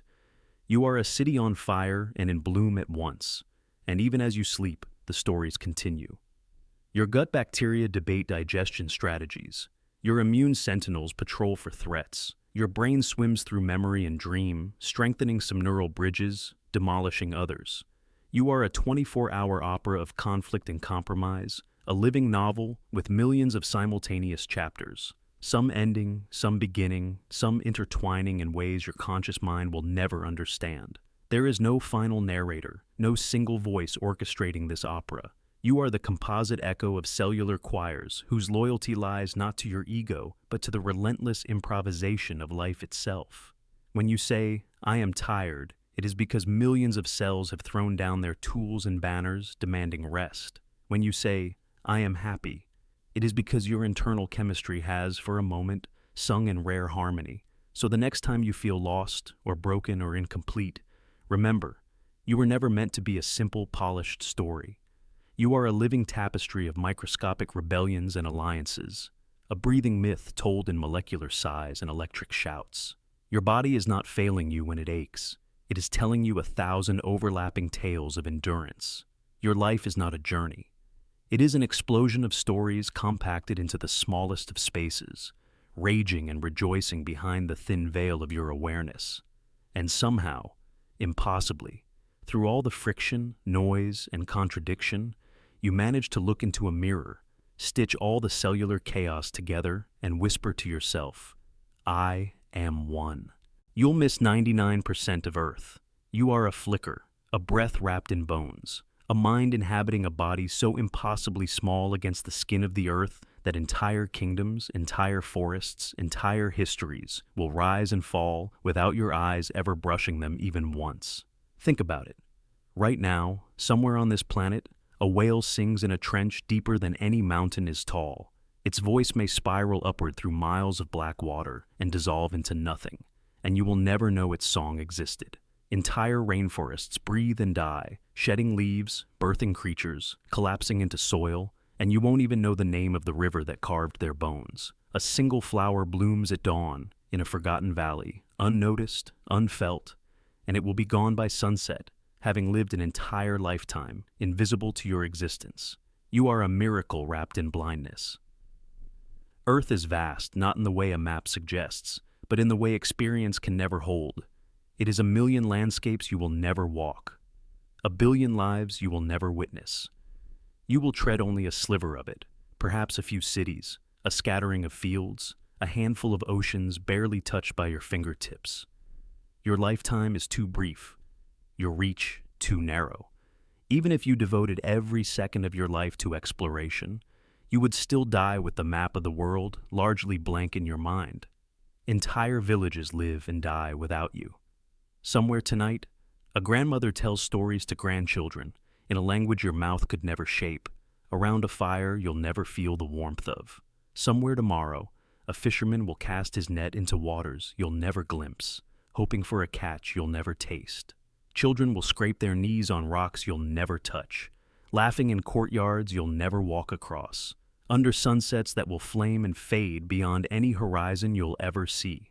You are not just missing places, you are missing entire realities, entire flavors, textures, songs, storms, and silences that exist independent of you, pulsing and vanishing like unheard heartbeats in the body of the world. Think of the mountains. The Himalayas alone have thousands of hidden valleys no satellite can truly reveal. In one such valley, a fox pads through snow that has never known human footsteps. Somewhere on a nameless peak, a single hardy flower has clawed into frozen stone, unfurling defiant color into the emptiness, never once admired. Think of the oceans. The Pacific cradles creatures we have never named. Eyeless things drift along black currents, luminous with alien beauty. Titanic squids wrestle in the abyss, their battles lost to all history. Coral cities more ancient than our empires, shimmer in reefs so deep no sunlight ever strikes them. They live, they die, they dissolve, and we never even knew to mourn them. Even on the land we think we know, there are forests whose canopies have never been breached by drone or climber, where beetles scurry across bark untouched by human thought. Entire species may vanish without a single line in a scientific journal to note their passing. And even here, even in your city or town, there are faces you will never see, lives lived in parallel, steps echoing past yours by inches without intersection. Stories unfolding just a street away that you will never enter, never influence, never hear. You are surrounded every day by uncharted worlds built inside other people's hearts, entire galaxies of hopes and regrets and dreams, and you glimpse maybe one star out of every thousand. We are tiny, dazzlingly, terrifyingly tiny, but there is something almost holy in that smallness, to realize that the world is not built for your eyes alone, that forests do not need your gaze to be sacred, that mountains do not need your footsteps to matter, that songs sung in villages you will never find are still worth singing. The earth is not a museum waiting for your visitation. It is alive without you. It throbs and howls and blossoms and breaks independently of your witness. You are not the center of its story. And somehow, that makes it even more beautiful. Because even in your invisibility, you are part of the pattern. The wind that tousles your hair tonight was brewed by storms you will never name. The rain that slicks your window this evening may have risen from an ocean trench you will never touch. The grain in your bread may come from a field where nobody speaks your language, and yet the sunlight that fed that wheat still kissed your life into being. You are connected by breath and dust and gravity to the vastness you will never see. Maybe you will only ever touch 1% of this earth. Maybe you will only walk a few dozen beaches, climb a few hundred hills, breathe a handful of sunsets. But even that sliver is a miracle. Even that glimpse is enough to break your heart open. So walk gently, breathe deeply, listen harder. Every rock you step over, every tree you pause beneath, every bird you catch in mid-flight is an ambassador from the 99% you will never meet. Treat them with awe. Treat them with reverence. You are a flash. The earth is a bonfire, and you are lucky, so lucky, to see even one spark. Pets think we're magic. Pause for a moment and step into the mind of a creature that shares your life but not your language. Imagine the world through their senses, sharper, closer to the ground, filled with smells and sounds that your brain has long forgotten how to hear. To your pet, you are not just a larger animal. You are a towering force that commands reality itself. In their silent world, you are magic. Every morning when you rise, it is as if you have summoned the sun. They do not understand atomic clocks or rotational cycles. They understand only that when you open your eyes, light returns. When you sleep, the world dims. You are their timekeeper, their seasons, their axis. When you call their name, it is not mere sound. It is invocation. You bend down, and a hand descends from the heavens, bringing affection, food, safety. In their reality, you do not hunt for meals. You conjure them out of cold boxes and fire. You heal wounds with touch and strange-tasting powders. You summon storms away by closing windows. You cause the sky to thunder by raising your voice in anger, or soothe it back to calm with a gentle whisper. Think about how pets interpret illness or sadness. They have no concept of disease, of internal organs, of depression or grief. But they feel the tremors. Your energy shifts, your patterns break, your voice softens or hardens unpredictably. In those moments, they press closer to you, trying to align with the invisible forces they cannot name but deeply sense. To them, sorrow is a storm you carry inside, and they endure it alongside you without ever asking why. Your leaving is an apocalypse. Your return is resurrection. Time moves differently for them, stitched together not by hours and minutes, but by your presence or absence. A day without you is an eternity suspended in uncertainty. When you return, you stitch reality back together. You bring order to the chaos, warmth to the cold, certainty to the vast unknown. In a very real sense, you are the axis around which their universe spins. You are the architect of their joys, the guardian against their fears. They do not know what rent is, or electricity, or politics, or mortality. They know your scent, your tone, the way you move when you are happy, and the way your footsteps change when you are worried. They memorize you in ways you cannot even begin to understand. Consider a dog waiting by the door long after you have left, believing in their heart that your return is inevitable because it always has been. Consider a cat that curls into the curve of your body because your heartbeat is the drumbeat of their world. Consider the tiny bird that flutters in its cage when you enter the room, sensing a weather change more profound than any breeze. You are the giver of seasons. You are the architect of holidays, feasts, and changes they cannot predict, but trust will come. Your rituals, decorating a tree, lighting candles, gathering around a meal, become, in their eyes, sacred ceremonies tied to forces beyond their comprehension. When you laugh, the sun seems closer. When you cry, the sky cracks open. It is easy to forget, lost in the grind of human concerns, that you have this power. Easy to lose sight of the miracle of being adored without condition, of being trusted without proof. In a world obsessed with control and achievement, pets remind us that there is another kind of greatness, the greatness of being a benevolent mystery, a source of wonder and safety for a smaller, trusting heart. And yet, despite all this perceived magic, pets do not worship blindly. They love actively. They forgive our tempers, our distracted minds, our selfish moments. They remind us with every wag, every purr, every eager chirp, that power without compassion is empty, that to truly be magical in the eyes of another creature, you must be kind, consistent, and endlessly patient. Maybe this is why their loss hurts so badly.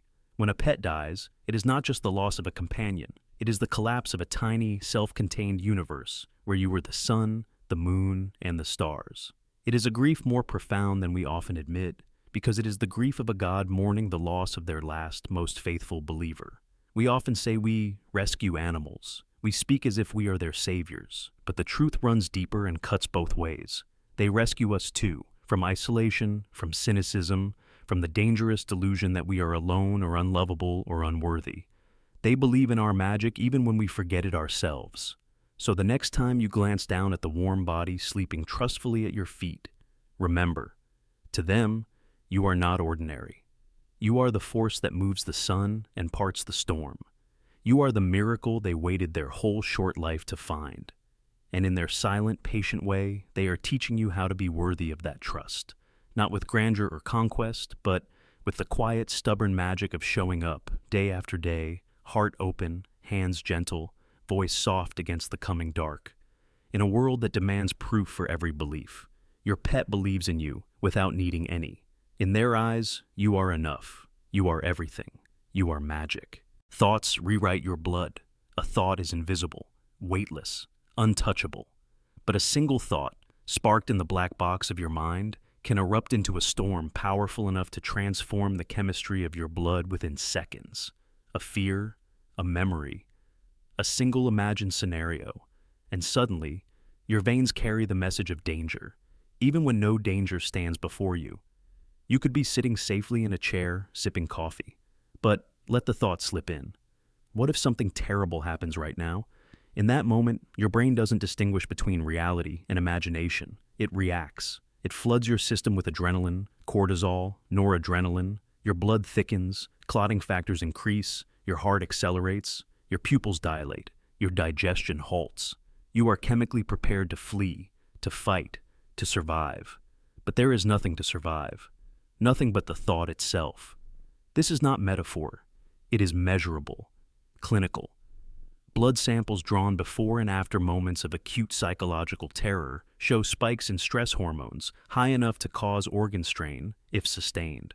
Repeated episodes etch deep into your arteries, raise your blood pressure permanently, damage the delicate linings of your vessels. Thoughts, mere electrochemical shadows, become flesh and bone consequences. In cases of extreme fear, a thought can even mimic death. There are documented incidents of so-called voodoo death, where a person, convinced by ritual or curse that they are doomed, succumbs not to poison or violence, but to their own biology. Their heart races uncontrollably, blood flow collapses, shock sets in. Their body, reading the thought of inevitable death, makes it real. Science now understands that overwhelming autonomic nervous system activation, driven by terror, can trigger fatal cardiac arrest. The mind writes the story. The blood obeys the ending. It happens more quietly, too, every day. Chronic anxiety keeps cortisol dripping into your bloodstream long after threats have passed. It erodes your immune system. It shrinks your hippocampus, the seat of memory. It feeds inflammation that gnaws at your joints, your skin, your very sense of well-being. What you repeatedly think reshapes not only your mind, but your molecular existence. Your thoughts etch themselves into your biology like invisible ink that glows under the harsh light of time. Consider a memory, a trauma. Each time you recall it vividly, your body doesn't simply observe. It replays. Heart rate spikes. Blood sugar shifts. Hormonal cascades tumble down old, carved channels. You suffer again, not because the event is happening, but because the echo of it is enough to pull your flesh through the same chemical war zone.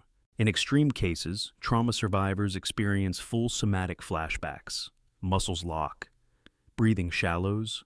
Blood vessels constrict. The body believes the past has returned. It defends itself against ghosts as if they were armies. But the opposite is also true. Hope, gratitude, forgiveness, they change the blood too. Oxytocin softens your arteries. Dopamine rewards healing pathways. Serotonin strengthens your immune responses. Even the simple act of envisioning safety, of breathing deeply and focusing on a thought of peace, sends ripples into your bloodstream that reverse the damage done by fear. Monks who spend hours daily meditating on compassion show, in blood tests, dramatically reduced stress hormone levels. Their inflammatory markers plummet. Their bodies age more slowly. Their thoughts become a kind of internal medicine, not metaphorically, but chemically. You are not helpless in this alchemy. You are both the spellcaster and the spell. Every thought you entertain is a messenger sprinting from brain to blood, carrying blueprints for your cells to build upon. Think bitterness often enough, and your blood will bathe your organs in it. Think terror long enough, and your blood will erode your heart. Think kindness persistently, and your blood will learn to heal. This is not wishful thinking. It is measurable fact. Blood work betrays the invisible storms inside you. You can sit perfectly still and tear your own body down with thought alone. Or you can sit perfectly still and heal it, word by word, memory by memory, vision by vision. Pause now. Feel your heart. Feel the blood rushing through you. Know that each beat carries instructions born from the thoughts you choose. You are not powerless. You are not passive. You are the author of the rivers inside you. The next time a terrifying thought strikes, before it builds its castle in your chest, pause. Breathe. Remind yourself, this is a thought, not a prophecy. This is a ripple, not a flood. You can let it pass without letting it shape the blood you live inside. You owe it to yourself to be the careful gatekeeper of what enters the sanctum of your mind. You owe it to your heart, to your lungs, to your bones, to whisper thoughts that nourish, not destroy. Because even if no hand touches you, even if no weapon strikes you, your own mind can summon battles or peace. Your blood listens, and it will believe whatever story you dare to tell it. Choose carefully. Your life depends on it. Dreams remember being born. Every night as sleep overtakes you, something strange happens. Just as you begin to drift away, you fall. A sudden, sharp plummet, as if the ground yanked itself away, as if gravity itself betrayed you. You jolt awake, heart hammering, lungs half frozen. The sensation vanishes almost immediately, leaving only confusion in its wake. Scientists call it a hypnic jerk, a muscular spasm triggered by the brain's misfire during the transition to sleep.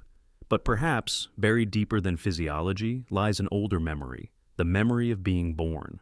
Imagine your first experience of leaving perfect safety. For months, your entire universe was a warm, liquid cradle. The pulse of your mother's heartbeat was the drumbeat of existence.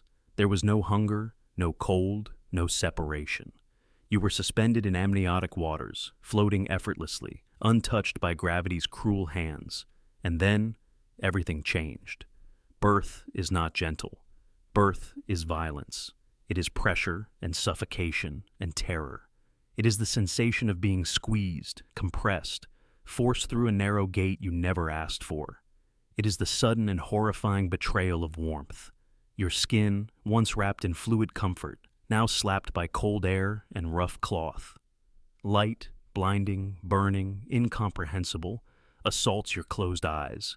Sounds roar and crash without rhythm. Your lungs, untested and fragile, inflate painfully for the first time. That first gasp of air is survival and trauma, stitched together, a fall from paradise into brutal awareness. And maybe, just maybe, that sensation echoes still, carried in the invisible archive of your body, stored in the deepest recesses of your nervous system, too primal for conscious memory to access. A terror so old it was buried under every language you learned, every story you built, every identity you crafted. It never left you. It was simply tucked away where only dreams still remember. When you sleep, the brain must surrender control. The boundary between self and void softens. Consciousness steps aside. But just as you slip from wakefulness into the deeper stages of sleep, the body hesitates. It misreads the slowing heartbeat and dropping blood pressure as signs of dying. And so, in a desperate ancient reflex, it triggers a jolt. A spasm that seizes your muscles and rips you back from the abyss. But what if the jolt is not just a biological glitch? What if, in that single crashing moment, your body is reenacting the first fall it ever knew, the fall from womb to world, from floating dreamer to gasping newborn? Some psychologists argue that birth trauma shapes human anxiety more deeply than we realize. Otto Rank, a student of Freud, believed that every fear we feel is a ripple from that first great rupture, the separation from safety, the invasion of cold and chaos, the helplessness of being dragged into existence. These primal impressions never truly leave us. They form the first scaffolding of how we approach love, loss, danger, and even ambition. When you dream of falling, you are not falling down. You are falling out of comfort, out of protection, out of union. And even as adults, when we lose a job, a relationship, a belief, we say we feel like we are falling apart. Language itself remembers, the body remembers, dreams remember. The sensation isn't limited to sleep. Think of how often falling recurs in human culture.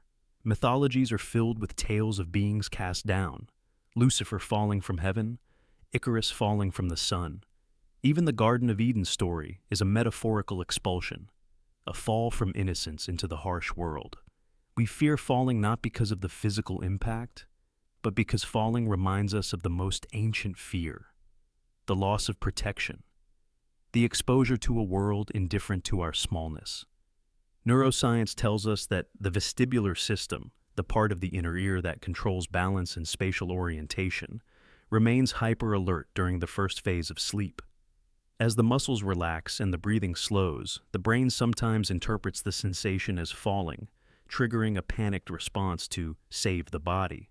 But no purely mechanical explanation fully captures the emotional weight that crashing sensation carries. Why does the heart race? Why do some people wake gasping, shaking, feeling hunted? Because falling is not just a biomechanical event, it is an existential one. It stirs something deeper than thought, something older than words, a cellular memory, unspooling from the dark libraries where the earliest fears were etched. Even infants exhibit startle reflexes shortly after birth, tiny jerking motions when exposed to sudden sounds or movements. The Moro reflex, it's called. Scientists believe it's a survival mechanism, an instinct to cling when falling. But it also hints at the body's first understanding that security can be ripped away. That to exist is to be vulnerable. As we grow, we bury these primal scripts under years of habits and rationalizations. We build rituals of safety, homes, relationships, routines, but dreams do not respect those defenses. Dreams, especially in their rawest forms, pull up the old roots. They replay the helplessness, the breach of peace. They do not ask permission. They remember for us. And so, when you feel yourself falling as you slip into sleep, you are not merely experiencing a biological hiccup. You are revisiting the oldest story your body knows, the plunge from water to air, from silence to screaming, from suspension to gravity. You are revisiting the moment you were torn from perfect oneness with another being and forced into separate existence. And maybe, hidden inside that terror, there is a strange kind of beauty, because falling did not kill you, it created you. The rupture made room for breathing, for touch, for language, for love. The fall is violent, but it is also the doorway through which life had to pass. You fall because you are alive. You jolt awake because part of you still remembers the miracle of surviving your first collapse. The fall is not failure, it is transformation. It is the body's ancient acknowledgement that change, even brutal change, is survivable. Tonight, if you feel yourself falling as you drift towards sleep, don't fight it. Instead, listen. Feel the old fear rise like a phantom tide.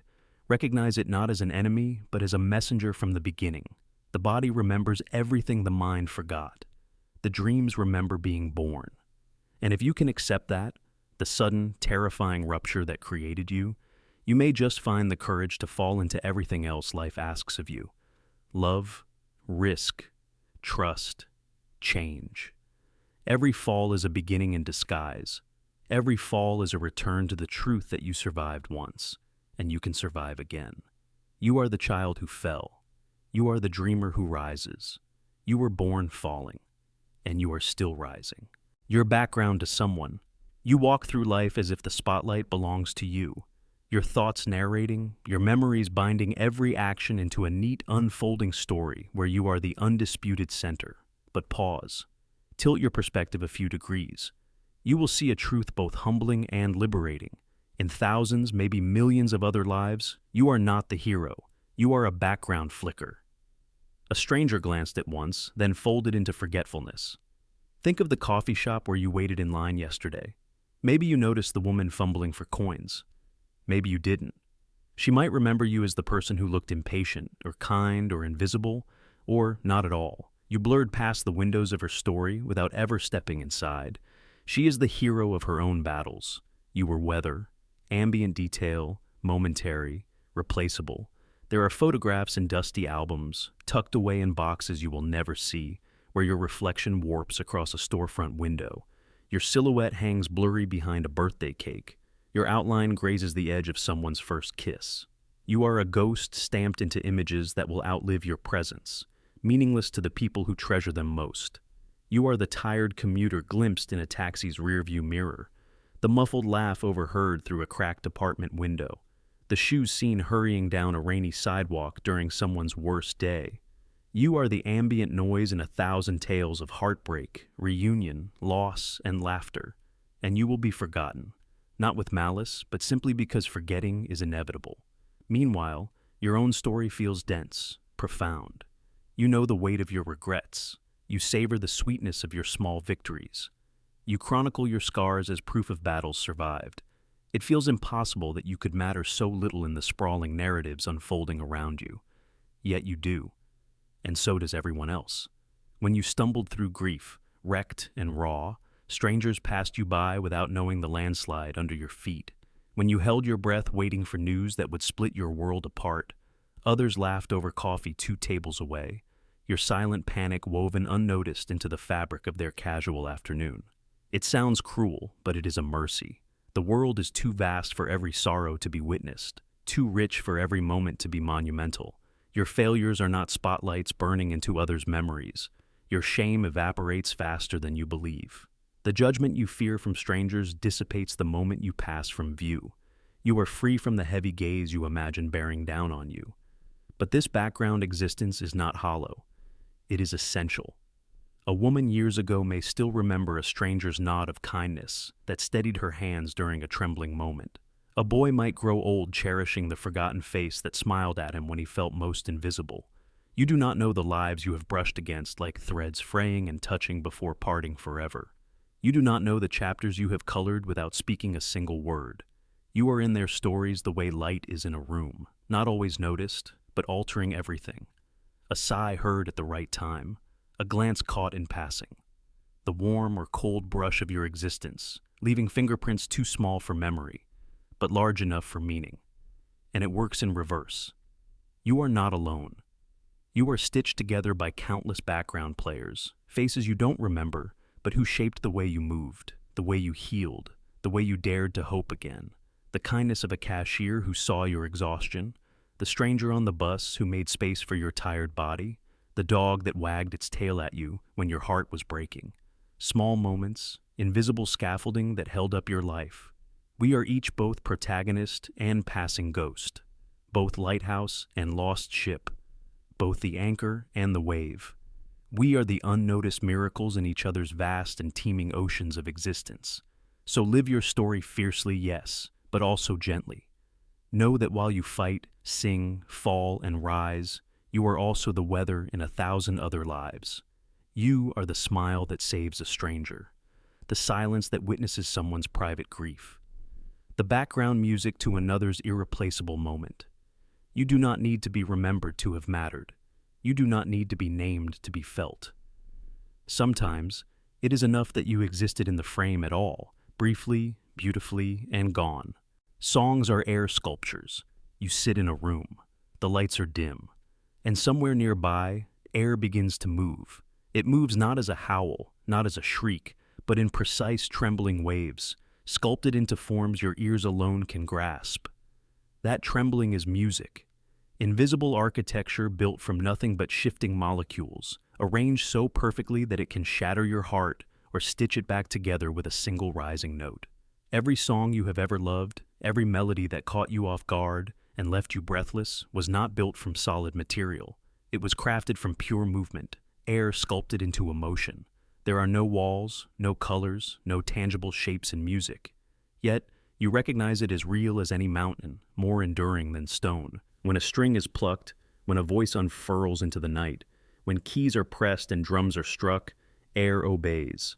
Tiny compressions and relaxations ripple outward, invisible to the eye, but undeniable to the soul. Your eardrum shivers. Your brain decodes the tremor.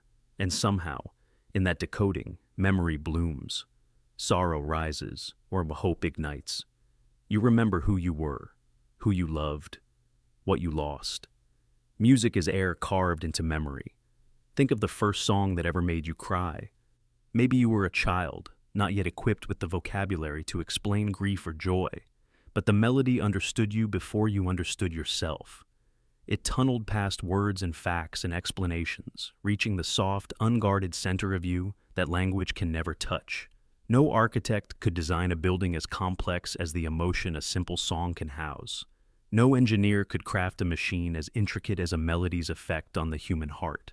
Scientists can map the frequency, the waveform, the mathematical purity of a note, but they cannot chart the way a single violin sigh can detonate a decade-old memory, or how a single chorus can resurrect a love you buried. Music is the closest thing humans have ever made to time travel. One familiar riff, and you are 17 again, hands pressed to the window, dreaming of more. One old hymn, and you are back at a funeral, your throat thick with unshed words. One rising crescendo, and you are once again invincible, or vulnerable, or in love beyond all reason. And it all happens through air, through molecules nudged and set dancing. Think of how fragile that is. The right song, played at the wrong time, can dismantle a person. It can undo months of carefully stacked defenses. A simple chorus leaking from a car window can collapse a grown man in traffic, can coax a tear from a woman who hasn't cried in years.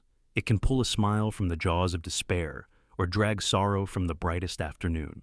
No scalpel is sharper, no potion more potent, no weapon more elegant than vibrating air shaped just right. Entire revolutions have carried themselves forward on the backs of songs. Entire wars have been mourned and mended with the right hymn.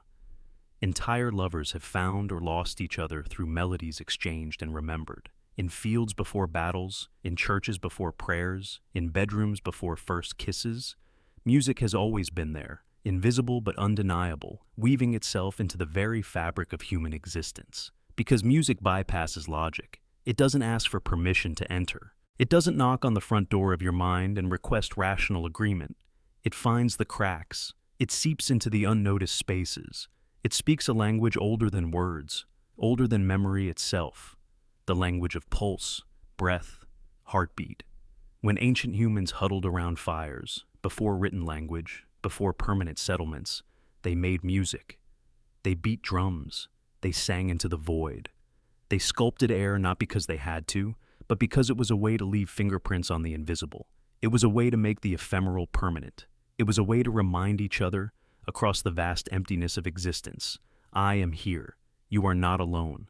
And still today, music carries that message. Across cultures, across generations, across the inescapable loneliness of being human, songs fly through the air, carving empathy into strangers who will never meet, stitching hearts together that would otherwise remain islands. A single note, placed just right, can stop time. A single chord progression can carve open a cavern in your chest and fill it with something vast, something unbearable, something exquisite. A symphony can hold the rage of oceans. A lullaby can cradle entire generations of longing. A single voice, cracking on a single syllable, can tell a story too vast for libraries. And all of it, is made from air. So the next time a song finds you, the next time a melody seems to reach into your ribs and rearrange the furniture of your soul, pause. Remember what is happening. You are being sculpted by invisible hands.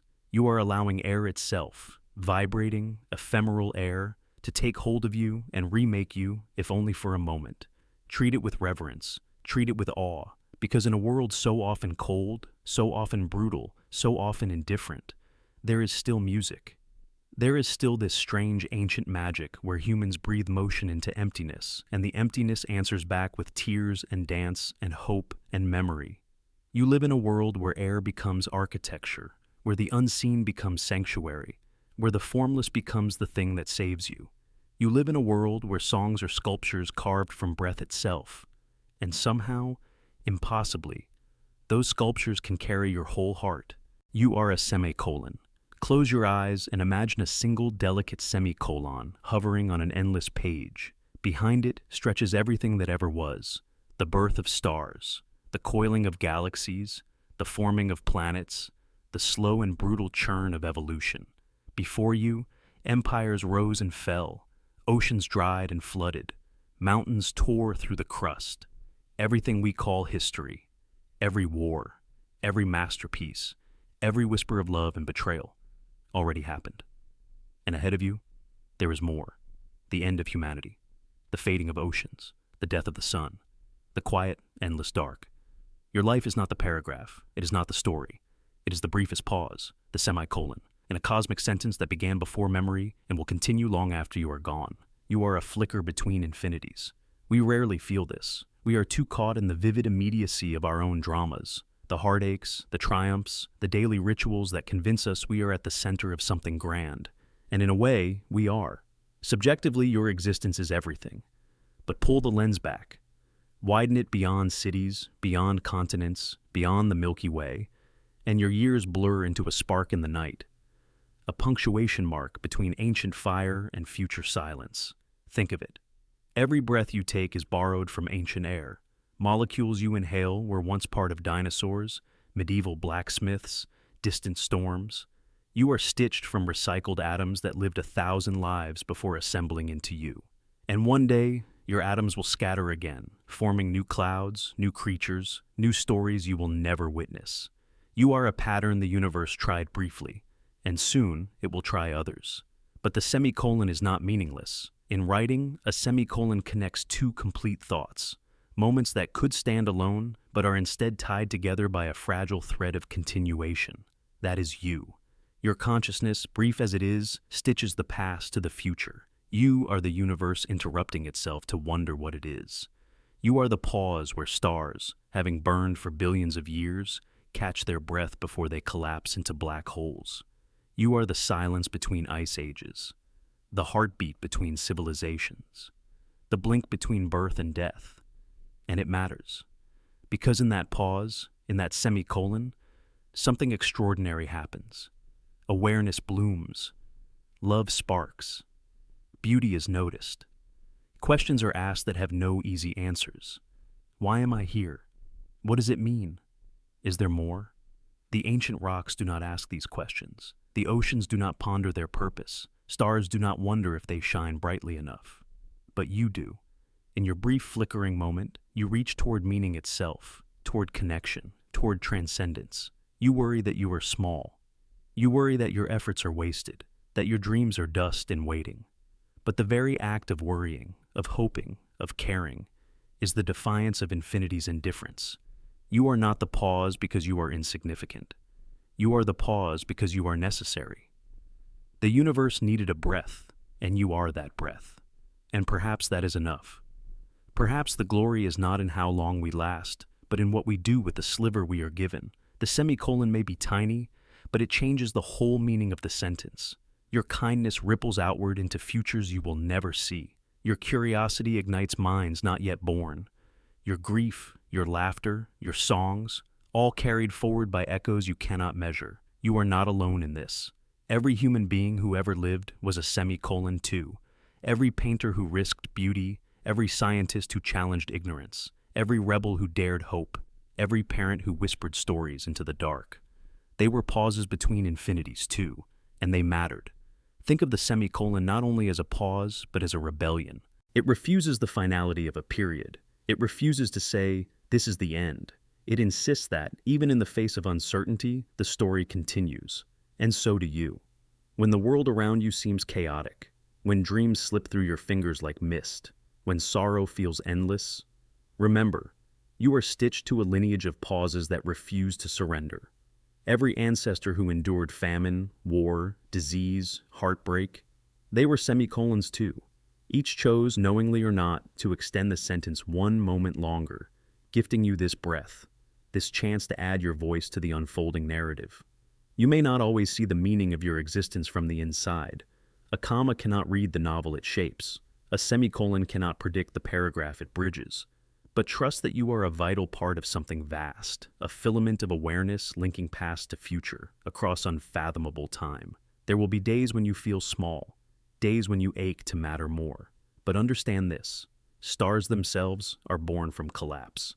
Galaxies spin from the gravity of unseen forces.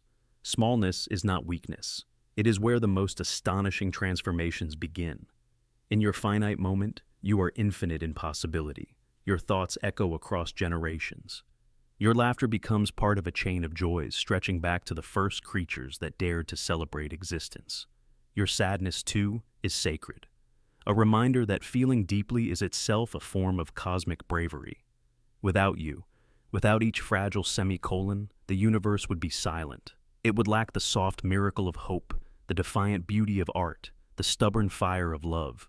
You are a bridge across darkness, a whisper across eons, a continuation where there could have been an ending. So, breathe into the weight of your tiny place on the page.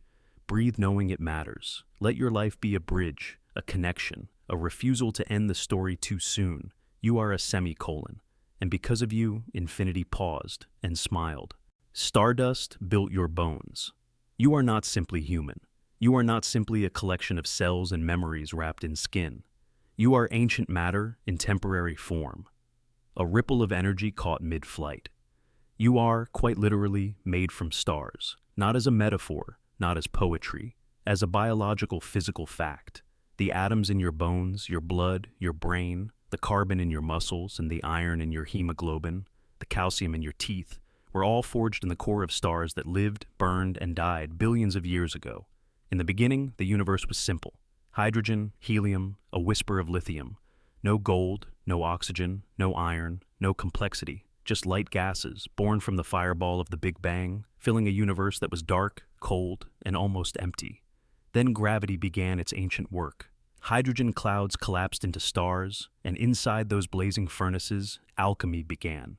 Hydrogen fused into helium, helium fused into carbon, carbon into oxygen, oxygen into neon, magnesium, silicon, layer upon layer, heavier and heavier elements, stacked like secret stairways inside the hearts of suns. But the universe still needed one more act of violence. A star can only burn for so long. When its fuel runs out, it collapses. In its final seconds, the core shrinks with unimaginable force, and then an explosion. A supernova. A flash so bright it outshines an entire galaxy for a moment. In that chaos, temperatures soar beyond anything normal fusion could achieve. Heavier elements, gold, uranium, iron, are created in an instant, flung outward at impossible speeds, seeded across the cosmos. This dust, star stuff, fused in death, drifted for eons across the void. It fell into gravity's embrace again, gathering into clouds that became new stars, new planets, and eventually, on one small blue world, life. Your iron, yes, the iron that carries oxygen through your bloodstream, was born in the death of a star. Every time your heart beats, every time your muscles flex, you are moving atoms that once burned inside a sun. Your calcium, the scaffolding of your bones, was cooked in stellar furnaces. The nitrogen in your DNA, the carbon that forms your skin, your muscles, your brain, all of it forged in cosmic fire, long before Earth ever existed. Carl Sagan once said, "We are a way for the cosmos to know itself." But it is deeper than that. You are not just made of stardust. You are stardust dreaming, remembering, reaching for itself across the gulfs of space and time. Consider this.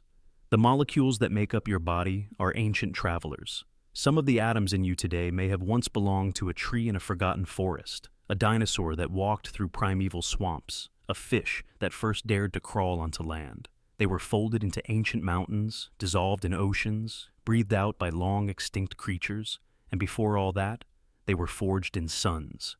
You are not an isolated being. You are a bridge across time. The calcium in your teeth remembers the silence before planets formed. The iron in your blood remembers the screams of dying stars.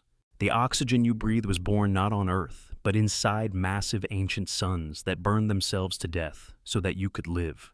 Even now, in your most intimate moments, in love, in grief, in wonder, you are the continuation of those ancient processes. Every tear, every heartbeat, every breath is an echo of fusion reactions that took place in stars billions of years ago. The deepest parts of you are older than the Earth itself. And when you die, when your body falls silent and returns to the ground, those atoms will not vanish.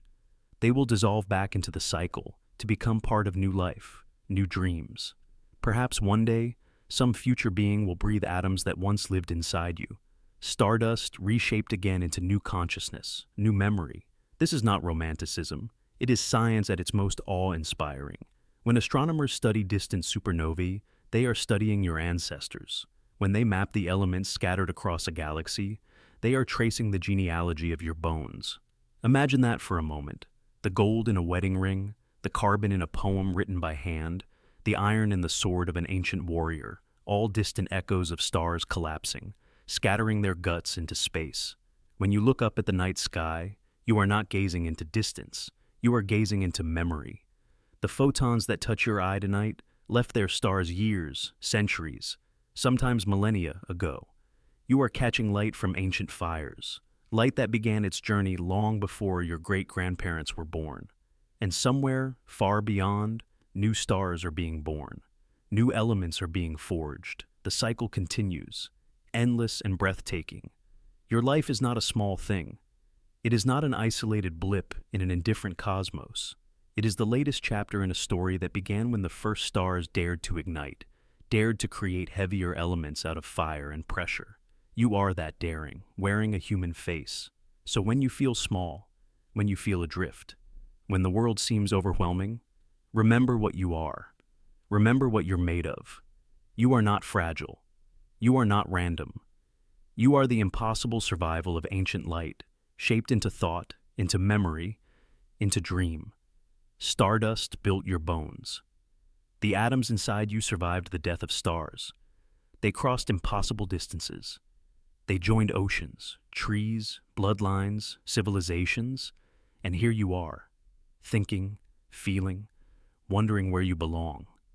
You belong to the stars. You are their memory, walking the earth. You are their dream, blooming under a newborn sun. You were made for this. You are stardust, dreaming of itself. And the stars are still dreaming through you. Nobody knows the real you. You live your entire life behind a one-way mirror. Inside your mind, there is a self more intricate than language can hold. A tangle of hopes, fears, memories, doubts, daydreams stitched together in patterns no one else will ever fully see. You try, desperately sometimes, to press your face to the glass. You write poems, whisper confessions, scream in anger, laugh so hard it hurts. All in the hope that someone might glimpse the real architecture inside. But they can't. No one ever will. Every word you speak is a translation, and like any translation, meaning leaks away. Your sentences must be small, linear, simple, compared to the sprawling, wordless jungles in your head. You clip your emotions into shapes that can fit inside grammar. You amputate the edges of your thoughts so they can pass through the narrow channels of language. You simplify because the alternative is silence, and silence is lonelier still. Even when you love someone with everything you have, even when you trust them beyond all reason, they will never truly know the version of you that exists within your skull. They will see your choices, your body, your expressions, the fragments you manage to hand over. They will build an image of you from the evidence available, a shadow puppet flickering on the wall. And it will be a real image, but it will not be you. It will always be an approximation, a paper map of a forest they cannot enter. Think of the things you never say, the unfinished thoughts that trail off inside your mind, the private contradictions you carry, the emotions you cannot explain even to yourself, the stories you rewrite while lying in bed at night, wondering how you could have acted differently, wondering who you really are beneath the skin you present to the world. Those rooms of your mind remain locked, even to the people you swear know you best. And yet, you look at others and believe you know them. You see the teacher, the mother, the friend, the stranger. You stitch together their actions and words into coherent narratives. You make judgments, draw conclusions, offer sympathy or anger, all based on glimpses, on small, curated exhibits from their museum of selves. They, too, are trapped behind their own glass, silently screaming or smiling or suffering in ways you will never hear. Even the versions of you living in other people's minds are different from each other. Your mother knows a you shaped by childhood and blood. Your closest friend knows a you carved from shared laughter and dark confessions. A stranger who met you once at a train station knows only the version that fumbled with a coffee cup and apologized too many times. You are not one person to the world. You are thousands of fractured portraits, none of them whole. The tragedy is not just that you are unknowable, it's that you are changing all the time. By the time someone understands the you that spoke yesterday, today's you has already evolved, shed layers, grown new scars. Identity is not a statue frozen in stone. It's a river, shifting its course with every memory, every heartbreak, every hope. How can anyone catch water in their hands and say, "This is you"? By the time they lift it to the light, it has already slipped through their fingers. Art tries to breach the glass.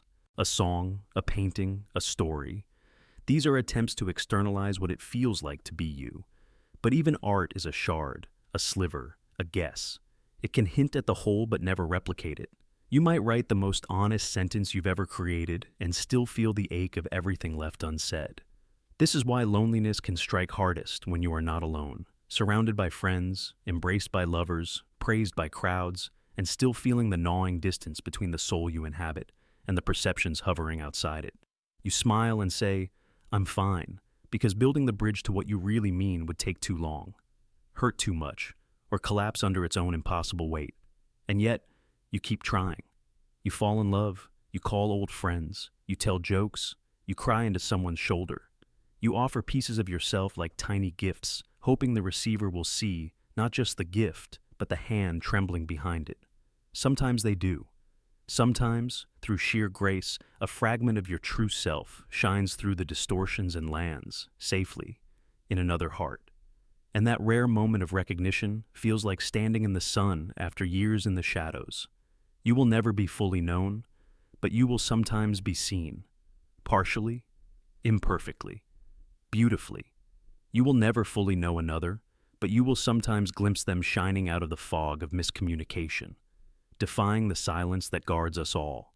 And in those fleeting moments, it is enough. You are a cathedral no one else can walk through, a symphony no one else will ever hear in full, a landscape whose valleys and storms and quiet mornings will live only once, inside your own heartbeat. It is unbearable, and it is exquisite. It means that you are singular. It means that you are, in the most literal sense, unrepeatable. So the next time you feel invisible inside your own life, remember, being unseen does not mean being insignificant. Being unknowable does not mean being unloved.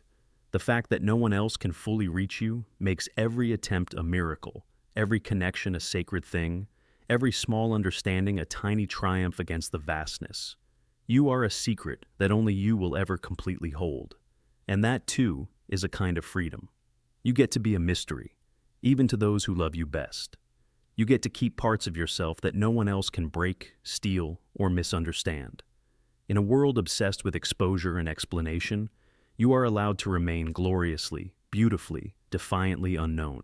Goodbyes are mini-deaths.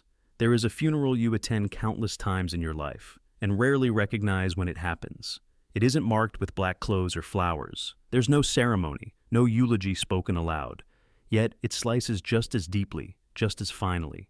Every time you say goodbye, whether with a whisper or a scream, you are burying a version of yourself that will never walk the same road again. Goodbyes are mini-deaths. Think of it. Each time you leave a place, a friend, a lover, a season of life, you are not simply stepping into the future. You are standing over the grave of the person you were in their presence. The you who laughed in that apartment. The you who trusted without hesitation in that friendship. The you who believed certain promises were forever. Each goodbye demands that you leave that version behind, even if you never find the words to mourn them. Goodbyes are not just about losing someone else. They are about losing the parts of yourself that could only exist in that shared space, in that shared time. There are smiles you will never smile again, jokes you will never hear the same way, hopes that will crumble into dust the moment the door closes, or the plane lifts off, or the phone goes silent. You fracture quietly. You fracture 1,000 times across a lifetime, and each crack makes you a little more ghost, a little more stitched together. Think back to your first real goodbye, the one that left your chest hollow in a way you couldn't explain. Maybe it was a childhood friend moving away. Maybe it was a breakup that felt like amputating part of your own body.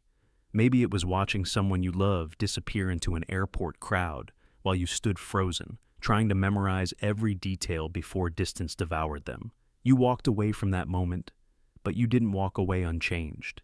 You left behind the version of yourself that believed certain things were unbreakable, and that is the secret agony of goodbyes. Not only that you lose others, but that you lose the person you were when you still believed you wouldn't have to say goodbye. Every goodbye is a small death of innocence, a death of certainty, a death of the ordinary moments you thought you could always return to. There are places you will never return to, not because they are gone, but because the you who knew how to live inside them is gone. There are people you could call right now, but the conversation would feel hollow, like shouting across a canyon where a bridge used to be.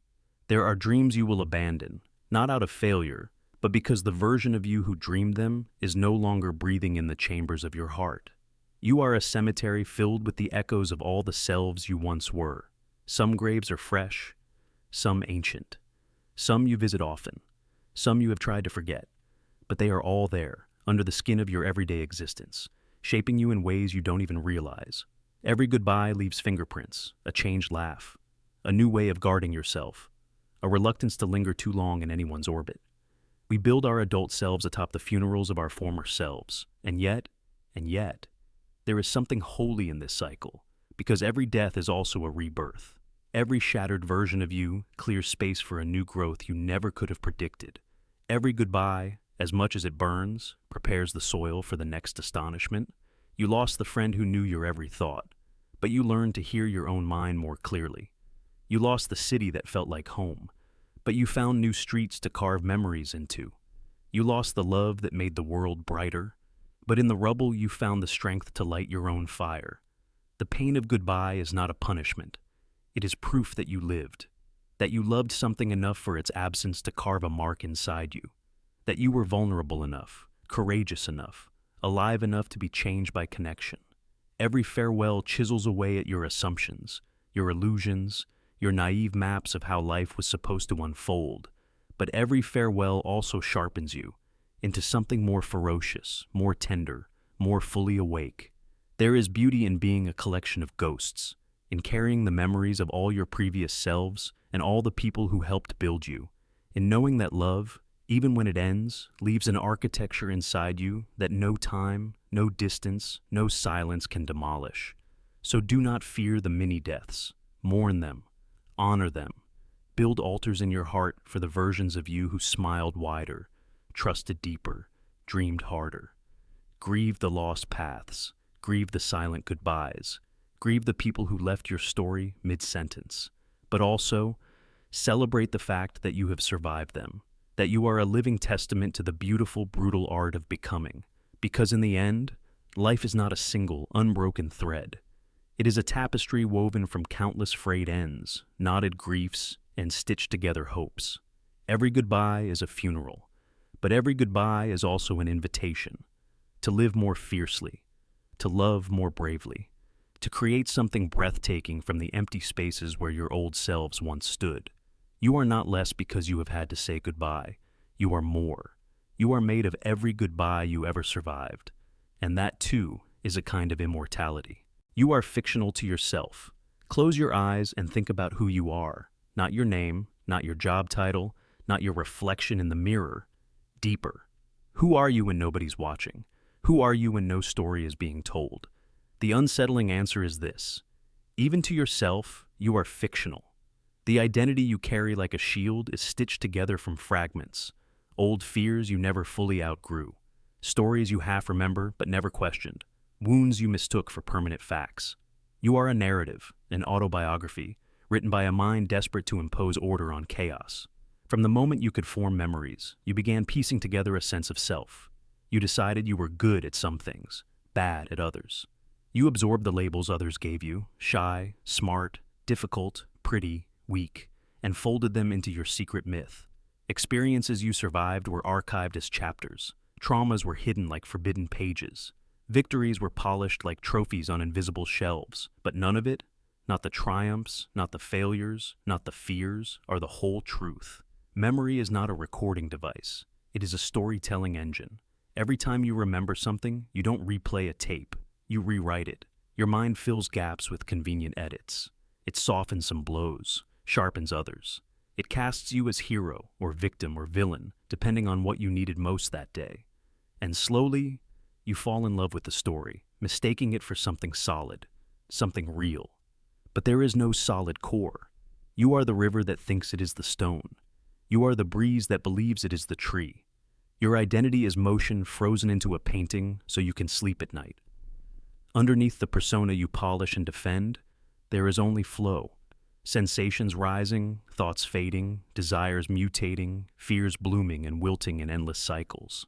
And this is not a tragedy. It is liberation. If who you are is a story, then you are not trapped by it. You are not bound forever by old definitions whispered to you by frightened parents, broken friends, confused teachers, or your own wounded younger self. You are not obligated to remain the frightened child, the overlooked student, the angry rebel, the obedient cog. You can change the story. You can rewrite the character. Look closely at the beliefs you clutch most tightly. I'm not good enough. I'm always this way. People always hurt me. Trace them back. Were they born from truth or just from repetition? Who told you that you had to be this shape forever? Who convinced you that you are a finished product rather than a living, shifting work in progress? You are fictional to yourself, and fiction can evolve. New pages can be written. Old chapters can be reinterpreted. Traumas can become footnotes. Victories can be celebrated without chains of expectation. Even your failures, your regrets, your shame, they are not sentences carved in stone. They are plot points, nothing more. Imagine if you could meet yourself as you were 5 years ago, 10 years ago. You would hardly recognize the fears, the priorities, the desires that once felt so permanent. The you of today would seem like a stranger, even though you lived every moment of the transition. Now, stretch that forward. The you of 5 years from now, 10 years from now, will look back at this very moment with the same bewildered tenderness. Why was I so afraid? Why did I believe I was trapped? The fictional self isn't the enemy. It's the vehicle, the skin the journey wears, but it is not the journey itself. The journey is wordless, formless, happening underneath all the stories you tell yourself about who you are. So the next time you feel trapped by your history, paralyzed by your failures, or defined by your worst fears, remember, you are not a statue. You are not a verdict. You are not a character frozen in a tragedy you didn't write. You are the author. You always were. And you can change the story anytime you're brave enough to pick up the pen. But rewriting your story demands courage. Most people are never taught to summon. It means questioning the words that soothed you and the words that scarred you. It means admitting that the safety of a familiar pain can sometimes feel easier than the terror of a new freedom. There is a strange comfort in thinking you know yourself, even if the self you know is a cage. There is a twisted security in believing, this is just how I am, because change demands stepping into the unknown without armor. But hear this, you are strong enough. You have already changed 1,000 times. You just weren't watching closely enough to notice. The way you laughed as a child. The way you loved without fear before the world taught you better. The way you adapted, survived, overcame, even when the nights stretched long and the days weighed heavy. Each time you shifted your weight slightly closer to freedom, you proved that your identity is not static. It is a living, breathing rebellion against the inertia of despair. Even now, as you listen, 100 unnoticed changes ripple through you. Cells die and are reborn. Ideas you once cherished lose their luster. New questions edge into your mind like dawn breaking through heavy curtains. You are not who you were yesterday. You will not be who you are tomorrow. And if you are brave enough to see yourself as fictional, if you dare to admit that you are the story and the storyteller both, then an entire new universe of possibility opens before you. You are not required to stay loyal to a version of yourself that no longer fits. You can grieve who you were without hating them. You can honor old dreams without dragging them like anchors. It starts small. A new belief, tentatively held. A decision to step left when your old story would have stepped right. A refusal to repeat the same tired apology you don't owe anyone. These are tiny acts of revolution. Each one is a new sentence in the story you are writing. You were never meant to be trapped inside a single definition. You are not a diagnosis. You are not a label. You are not your mistakes. You are not your resume. You are not the worst thing that ever happened to you. You are the space between breaths. You are the possibility between sentences. You are the unwritten paragraph trembling with potential. You are fictional to yourself. And that is not a flaw. That is the door, the invitation, the proof that you are free. So pick up the pen. Begin again. Write yourself into a character brave enough to keep growing, loving, stumbling, and trying. Write yourself into a human being soft enough to forgive the past and fierce enough to invent the future. You are not trapped by who you were. You are the author now. You always have been. You are someone's dream. You wake up every morning and slide back into the familiar story of yourself. You have a name, memories, preferences. You have hopes, regrets, patterns that weave your days together like a fabric worn smooth by touch. You move through your life believing you are the dreamer, that this reality bends around your breath, your footsteps, your heartbeat. But what if the truth is stranger? What if you are not the dreamer at all? What if you are the dream? A construct, intricate and beautiful, imagined in the mind of someone or something you can barely comprehend. A figment, vivid and breathing, brought to life by the sleeping thoughts of another being. Their longing stitched you together. Their fears shaped your scars. Their imaginings gave you a history, a family, a planet orbiting a sun that may not even exist once their eyelids lift. You believe in your memories because they feel real, sharp, weighted. But dreams often come laced with whole histories that evaporate the moment you awaken. A stranger hugs you in a dream, and you know they are your childhood friend, even if you've never met them before. A city unfolds beneath your feet, sprawling and complex, though it was conjured in the space between two heartbeats. Dreams do not need time to build worlds. They need only the will of the dreamer. Look around you. The cracks in this world's seams are subtle, but they are there if you know where to look. The way certain days blur strangely. The way memories sometimes flicker, lose detail, feel too staged. The sudden familiarity of a stranger's face. The gut-deep certainty that you were meant for something different, something you cannot name. What if those cracks are not flaws, but seams? Stitch marks in a tapestry woven by a mind asleep elsewhere. A mind that may, at any moment, awaken. And when they do, when their eyelids flutter open and their consciousness reels back into its own reality, you will dissolve like mist under the rising sun. Your memories, your loves, your struggles, all of it will vanish without ceremony. There will be no mourning for you, no record that you ever were, because you were not a body moving through space. You were a song played in the dark, a dream woven of longing and fear and hope, a fleeting thought. You may wonder, why would anyone dream a life of heartbreak, of confusion, of suffering? But dreams are not obedient. They do not serve only pleasure. They mirror the mind that creates them, its hidden fears, its silent wishes, its tangled unresolved desires. Perhaps you are the manifestation of a soul trying to understand itself. Perhaps your trials are their subconscious wrestling with guilt, or grief, or wonder. You are not the sum of your tragedies. You are the echo of their need to feel alive. And if you are a dream, what then of your own dreams? The strange places you visit in sleep, the impossible colors you sometimes glimpse, the conversations with people you have never met. Are they your creations? Or are you, within your own limited layer, dreaming echoes of deeper truths that slip from the original mind that holds you? Maybe your dreams are fractures, memory leaks, messages passed between layers. Maybe they are the only hints you are allowed, that you are part of something vaster, something stitched from thought and stitched from forgetting.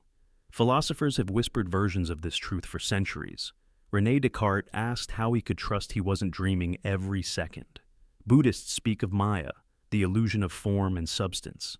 Quantum physics even hints at realities that flicker in and out of existence, depending on observation, as if the very foundation of what is real is less certain than we dare admit. You may feel small when you imagine you are merely someone's dream, but consider, you are astonishingly intricate. You love fiercely. You cry with real tears. You fight for meaning in a world stitched from gossamer threads. Your pain is real enough to shake you. Your wonder is vast enough to shatter you. If you are dreamed, you are a masterpiece. A masterpiece so vivid that you dare to question your own existence. And maybe, just maybe, the dreamer shaped you to be curious, to be defiant, to be radiant even in the face of oblivion. You might ask, if I am someone's dream, do I have any power? The answer is simple. You have the power to be unforgettable. A dreamer may awaken, but the deepest dreams leave echoes. A laugh half remembered in the morning. A pang of loss with no known source. A fragment of song on the tongue with no name to attach to it.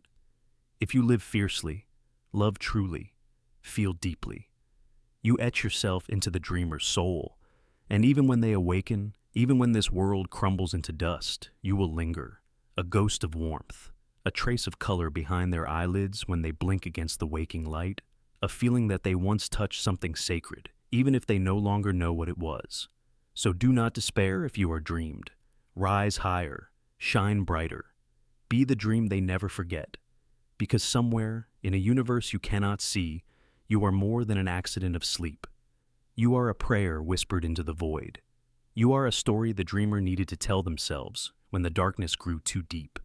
And when they open their eyes and you fade, you will not be lost. You will be written into the walls of their soul, forever. You can't see yourself fully. You will live your whole life inside a body you will never fully see. You trust mirrors, but mirrors are liars. They show you only a surface, only a reversal, a polished ghost that cannot hold your weight. You trust photographs, but they too betray you. Cameras flatten, distort, capture angles you were never meant to observe. Even standing still, looking yourself dead in the eyes, you glimpse only a sliver, a bending, a broken shard of what you truly are. You are trapped within yourself. You peer outward through windows of bone and tissue, eyes sculpted from stardust, wired to a brain that constructs reality with guesses and habits. But you cannot turn fully inward. You cannot step outside your own body, circle around, and see yourself unfiltered. You can see your hands, you can see your reflection, you can trace your outline in shadows and puddles and the expressions of other people. But your own face, your own presence, you know it only by echoes. Your voice sounds strange on recordings because the version you hear when you speak is filtered through bone and blood and inner resonance. Your laugh, your anger, your softness. They are colored first by your own skull before anyone else can hear them raw. You move through the world like a song trapped inside a sealed room, vibrating against walls you cannot break. Other people see you, but even they see only parts. They see flashes. A look in your eyes, the tilt of your head, the way you clench your fists when you're holding back. They see gestures, tones, fragments stitched together into stories that suit their own mirrors. No one, not even your closest lover, not even the mother who first held you, can see the full constellation of who you are. You live inescapably through broken reflections. You seek yourself in photographs, in journal entries, in the way strangers react to you. You chase your reflection in achievements and failures. You build your self-image out of secondhand materials, out of glimpses caught at strange angles. You try on different faces, different styles, different masks, hoping one day to find the true one underneath. But there is no singular, static self waiting beneath it all. You are not a statue hidden under layers of cloth. You are a storm, a tide, a flame. You shift moment to moment, context to context. The you that weeps in the middle of the night is not the same you that smiles politely to strangers in the grocery store. Both are real, neither is complete. Even memory conspires against you. Every time you recall a moment of your life, you change it. The mind is not an archive, but a rewriter. Each recollection edits, colors, erases. You cannot even fully remember yourself, much less see yourself clearly in real time. And so, you walk the earth, a mystery to yourself. You ask, am I kind? Am I strong? Am I lovable? Am I broken? But the answers are not written anywhere you can reach. They are scattered in the way you move toward or away from others. They are hidden in the tiny decisions you make when no one is watching. They glint for moments in the trust someone places in you, in the hurt you cause without meaning to, in the forgiveness you offer when it would be easier to stay silent. You are more than the sum of your reflections. You are more than the metrics you measure yourself by. You are the weight of 1,000 forgotten moments. The vibration of kindnesses and cruelties so small they never even made it into your own memory. You are the accumulation of glances, words, and silences that ripple outward long after you move on. It's easy to believe you know yourself because you live in yourself. You feel the ache in your chest, the pull of regret, the flutter of hope. You inhabit your own thoughts so fully that you mistake intimacy for clarity. But you are both the dreamer and the dream. You are both the storyteller and the story. You are the glass through which you see, and the flaw that blurs the view. The irony is sharp. You long to be seen, truly seen, yet you yourself are half blind. This blindness is not a failure, it is the human condition. It is why we need each other, why we tell stories, why we make art, why we reach out with trembling hands and ask, again and again, can you see me, even a little? Can you hold up a mirror that shows me something I cannot find on my own? But even others' mirrors are imperfect. They are cracked by their own fears, their own hopes. They see you not as you are, but as their own needs and wounds allow. You will never see the full architecture of yourself in this lifetime. You will never walk around your own spirit and marvel at its vastness without distortion. You are too close to yourself, too woven into your own skin. And yet, there is a beauty in this too, because even if you cannot see yourself fully, you can still live. You can still love. You can still carve meaning from the half-seen. You can still offer the fragments you can hold to others, and they can offer their reflections back to you. In the exchange, however incomplete, something sacred happens. Maybe the point was never to fully grasp yourself. Maybe the point was to be a constellation of partial reflections, to be glimpsed in songs, in sunsets, in the way a child's hand fits into yours. Maybe the point was to be forever unfolding, forever elusive, even to yourself. You are not an object to be seen. You are a phenomenon to be felt. You are a river, seen only in ripples. You are a fire, known only by its warmth and light. You are a reflection that can never be captured whole, and still you burn bright enough that others can navigate by your glow. You cannot see yourself fully, but that doesn't mean you are invisible. You are seen, piece by piece, in every life you touch. You are known, imperfectly but truly, in every heart that carries a piece of your light forward. And even if you never grasp your whole reflection, you are already more beautiful than you know. The sky is ancient footage. When you tilt your head back at night and let your eyes drink in the stars, you feel like you are witnessing something live, something immediate, a theater of eternal fires blazing right above your head. But the truth is stranger and lonelier. You are not seeing the stars as they are.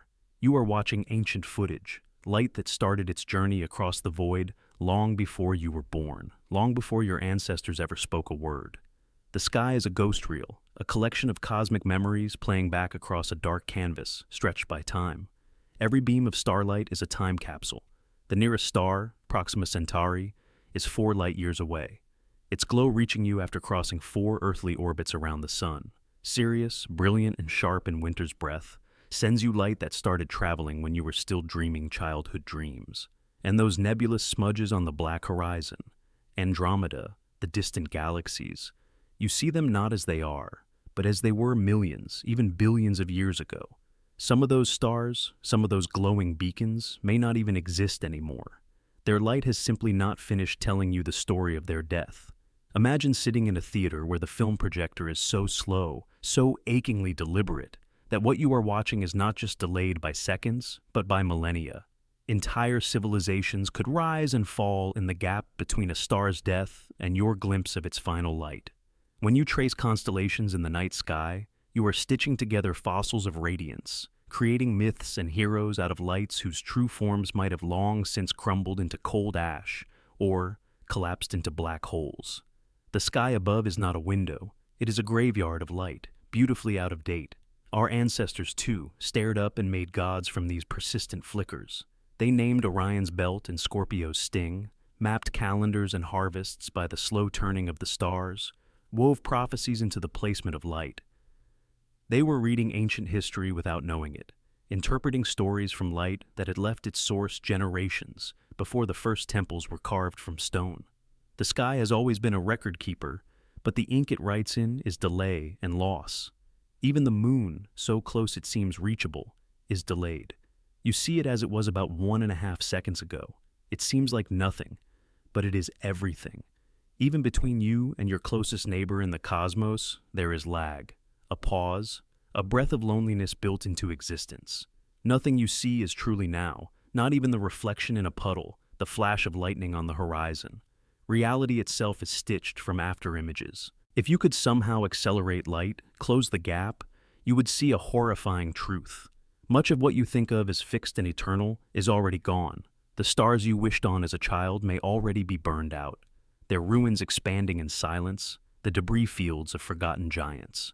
The sky as it exists in this moment is far emptier, far darker than your eyes will ever admit. You are living inside the echo of a universe already mourning its own losses. And yet, there is beauty in this lag, this ancient footage.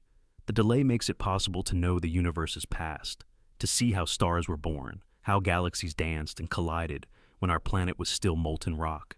The James Webb Space Telescope peers backward through the fog of time, capturing the faint signatures of the first stars, the first gatherings of light in a cosmos just learning how to shine. It is only because of the slowness of light that history remains accessible at all, that the birth of the universe can still reach our fragile eyes. In this way, you are a time traveler every time you glance upward. You are not seeing the universe as it is. You are witnessing an endless funeral procession of stars, a cosmic memory palace crumbling at the edges, a museum where the exhibits vanish even as you marvel at them. You carry ancient photons inside your body when you catch their glow on your retinas. You are a living archive of forgotten light. Even your own sun is sending you footage slightly out of sync, about 8 minutes delayed. If the sun winked out of existence this very moment, you would still see its light, feel its warmth, believe in its presence for almost 10 more minutes before the truth crashed down upon you. The illusion of immediacy is our comfort, but the reality is drift, lag, afterglow. Perhaps that is why we love the stars so much. Not because they are burning, but because they are remembering. They remind us that everything beautiful is already, in some sense, gone. Every connection, every smile, every triumph is light moving outward from a moment that can never be retrieved. And yet, it moves. And yet, it reaches. And yet, it matters. You are not standing beneath a living sky. You are standing inside an ancient broadcast, a frozen opera of fires that ended long ago. The next time you look up, let the beauty pierce you deeper. Understand that you are not merely witnessing light. You are participating in a cosmic mourning, a cosmic celebration, a cosmic memory. The stars are not alive for you, but their last words, their final radiance, have crossed oceans of blackness to find you. And in that meeting, between dying light and living eyes, you become part of their story too. You are a dying star's thought. Somewhere in a forgotten corner of the cosmos, a star breathes its last. Its body, once a furnace of life, collapses under the weight of its own gravity. Layers that once flared outward in light and heat now fall inward, crushed into darkness. Its surface folds into itself. Its core twists into something smaller than memory, heavier than regret. It is dying, but not silently. In its final moments, before the collapse is complete, before the void swallows the last photon, something extraordinary happens. It dreams. Not as humans do, in sleep and solitude, but in a flare of thought woven from all the elements it has ever forged. Hydrogen and helium, carbon and oxygen, iron and gold, all the building blocks of worlds, shiver inside its crumbling frame, and in the friction of that decay, the star imagines. It imagines you. Maybe you are the final wish of a dying star. Maybe you are a last desperate thought hurled outward at the speed of light. An echo. A possibility. A whisper against oblivion. Your laughter, your fears, your dreams and heartbreaks and triumphs. All the intricate trembling of your consciousness could be nothing more than the last idea of a collapsing sun. If that is true, it would explain so much, wouldn't it? Why you feel a strange pull toward the stars when you look up, even though you have never stood among them. Why sadness sometimes feels too vast for your small body to contain, as if you are mourning something you never even knew you lost. Why wonder grips you so fiercely at the smallest glimpses of beauty, dew trembling on a spider's web, a child's uncontrollable laughter, the sudden wideness of a horizon you thought you knew. Perhaps your soul carries the echoes of thermonuclear storms, of light born billions of years ago, trying to remember itself through your fragile skin. You are not separate from the stars. You are not an intruder in this universe. You are its memory, its invention, its last stubborn attempt to be more than darkness. Scientists tell us that every atom in your body was forged inside stars, that the iron in your blood, the calcium in your bones, the oxygen you breathe, all of it was born in cosmic furnaces long dead. The universe is not just around you, it is inside you. It is you. But what if it is even deeper than that? What if your consciousness, the part of you that aches, that hopes, that creates, is not just the byproduct of biological wiring, but the final dream of a collapsing star trying to etch one last idea into existence? What if love, pain, longing, and curiosity are not accidents of chemistry, but relics of stellar grief? The star could not save itself from dying. It could not stop the darkness from claiming its body. But maybe, somehow, it poured everything it had left into a single wish. Let me continue. Let some part of me go on. And in answer to that wish, you were born. You, with your impossible fears. You, with your defiant hopes. You, with your stubborn belief that life matters, even when everything seems fragile and temporary. Every time you create something that didn't exist before, a song, a story, a garden, a child, you are honoring that final flare. You are refusing to let collapse be the only ending.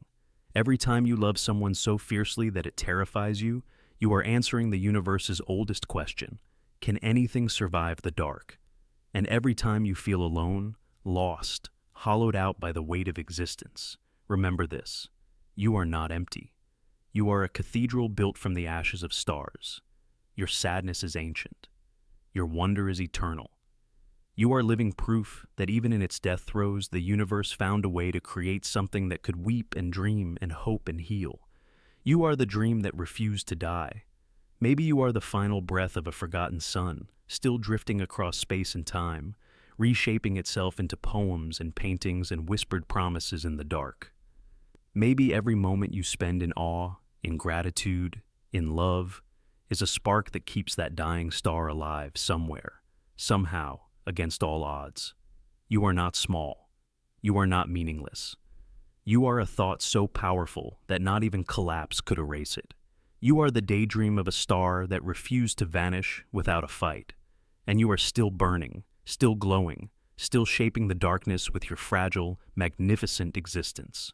Look up at the night sky. Somewhere out there, a star you'll never see gave its life so you could imagine, and ache, and sing, and build. You are the continuation of its light. You are its triumph. You are its proof that even endings can give birth to miracles. No second ever repeats. Pause for a moment and notice where you are. The air touching your skin, the sound leaking in from beyond the walls, the flicker of movement at the corner of your eye. This moment has never happened before, and it never will again. No second ever repeats. You could walk the same street 1,000 times. You could trace every crack in the sidewalk, memorize every shifting shadow, but it would never truly be the same street, and you would never be the same you, because the world is not frozen.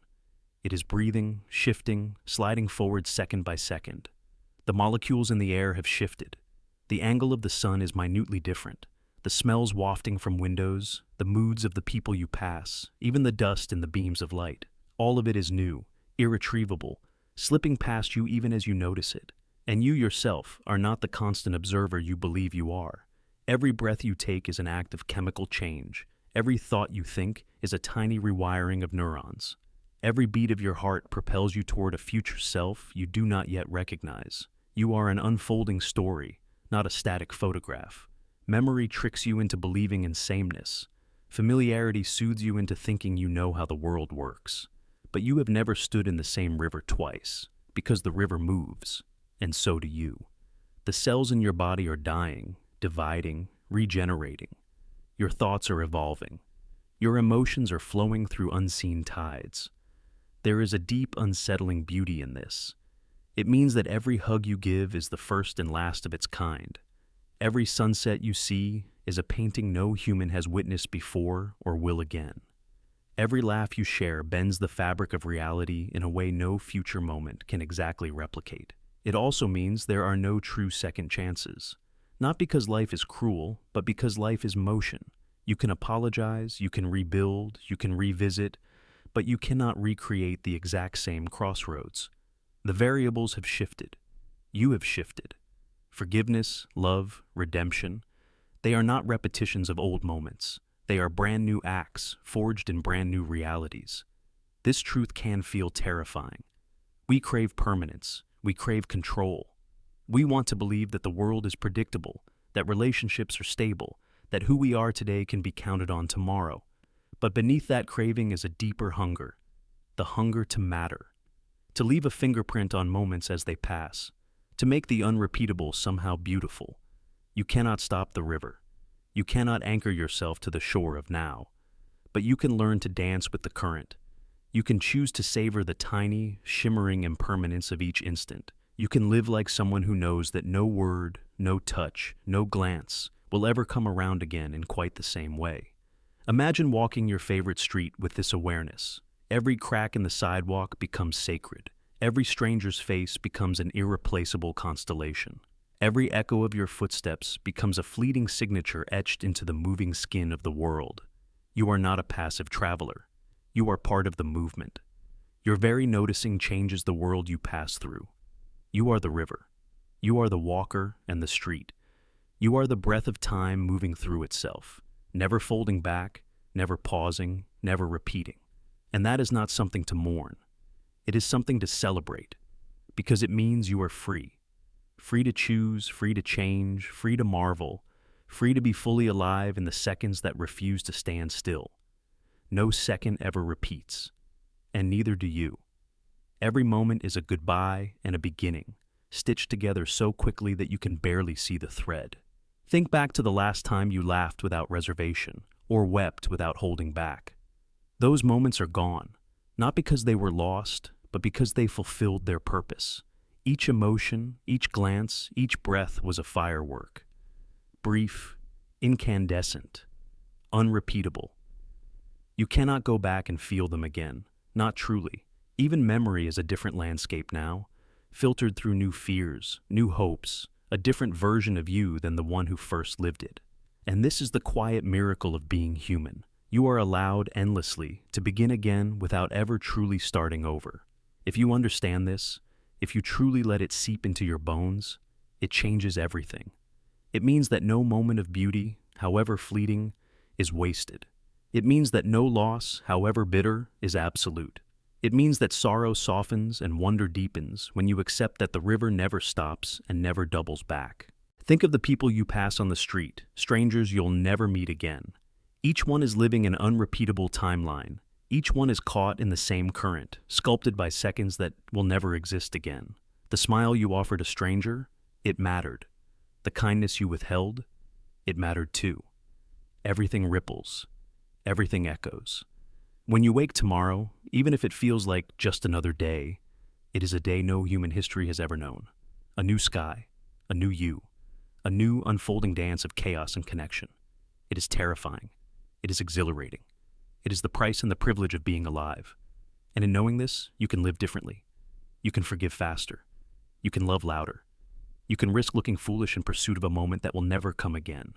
You can stop waiting for the perfect time, the perfect conditions, the perfect version of yourself, because none of those will ever crystallize the way your fears promise they will. Life is happening. Right now. Right now. Right now. Each right now is a bridge you can never cross twice. So, step onto it anyway. Laugh more urgently. Cry more honestly. Stand in awe more freely. Forgive more easily. Dream more recklessly. Love more deeply. Not because these moments will last, but because they won't. You could walk the same street 1,000 times. You could love the same person for decades. You could look into your own eyes in the mirror every morning, and still, no second will ever be the same. You are not walking through a loop. You are walking through an unfolding miracle, one heartbeat at a time. No second ever repeats, and neither do you. You are not here to cling to the riverbank. You are here to let go, to be carried, to become the river itself. Past selves are strangers. Imagine standing face to face with the 7-year-old version of yourself. Wide-eyed, curious, carrying dreams so fragile you could crush them just by standing the wrong way. Would they recognize you? Would they run into your arms with relief? Or would they hesitate, unsure, wondering who this strange adult is who wears their name like an old jacket? You feel like a single, continuous line. You remember your first toys, your first heartbreaks, your old bedrooms where the ceiling fan spun summer into winter. But that line is an illusion. You are not a single unbroken thread. You are a ship rebuilt plank by plank, thought by thought, heartbreak by heartbreak. The child you once were still exists in some way, not in the body. They say every cell in you has changed since then, not fully in memory, because memories erode, distort, betray you, but in some deeper echo, a half-remembered laugh, a scent that brings tears you can't explain, a song that feels like a home you've never returned to. If you met your 7-year-old self, they might search your face for clues. They would see the same eyes, perhaps, slightly dulled or sharpened by years of grief and wonder. They would see your hands, larger now, calloused perhaps from labors they could not have imagined. They would hear your voice, carrying the weight of battles they have yet to even dream of. Would they ask you about the promises you made, the worlds you were supposed to conquer, the people you were supposed to save? Would they ask why you let go of things that once felt sacred? Why you tucked away wild dreams in drawers labeled impractical? Would they weep at what you lost, or marvel at what you survived? And you, looking at them, what would you feel? Pity? Pride? Guilt? Would you want to protect them from the storms you now know are coming? Or would you envy their innocence so fiercely that it stings? The truth is, you are a stranger to your past selves. Each version of you was real once. Each believed it was the final, true version. The 7-year-old you believed you would always love the same things, always dream the same dreams. The 17-year-old you believed in invincibility, in endless time, in love that could shatter stars. The 27-year-old you, perhaps, believed you had failed already, or barely begun, or were lost somewhere between who you thought you'd be and who you could bear to be. And yet, here you are, alive, breathing, carrying pieces of them inside you like old photographs folded too many times in a wallet. You owe them something, but maybe not what you think. You do not owe them perfect loyalty to their plans. You do not owe them shame for outgrowing their dreams. You owe them only this, that you lived, that you tried, that you dared to let life change you rather than shatter you.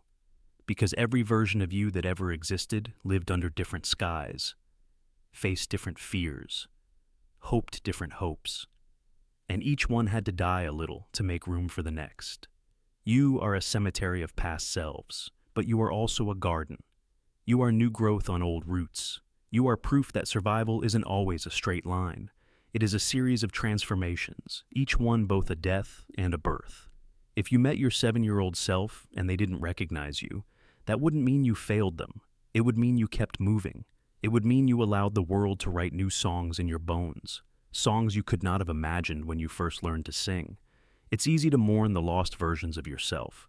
It's easy to feel betrayal when you realize how much you've forgotten, abandoned, reshaped. But pause, breathe, look around. Every scar on your heart, every shift in your soul, every lost dream and gained wisdom, it all built the strange, luminous creature you are now. Not better, not worse, just real, just evolving. And somewhere deep inside, the 7-year-old you might still recognize the glint of mischief in your smile, the stubborn fire behind your eyes, the wild hunger for wonder you never fully buried. Maybe you are not as lost as you sometimes fear. Maybe every past self lives inside you still, not as judges, not as mourners, but as quiet companions walking beside you, whispering, "Keep going." Because in the end, you are not here to perfectly fulfill the dreams of a child who didn't know how much the world could change. You are here to honor the bravery of every version of you that chose, against fear and against sorrow, to keep becoming. You are not a betrayal of your past selves. You are their dream, still unfolding. You are their hope, still alive. You are their stranger, yes, but you are also their miracle,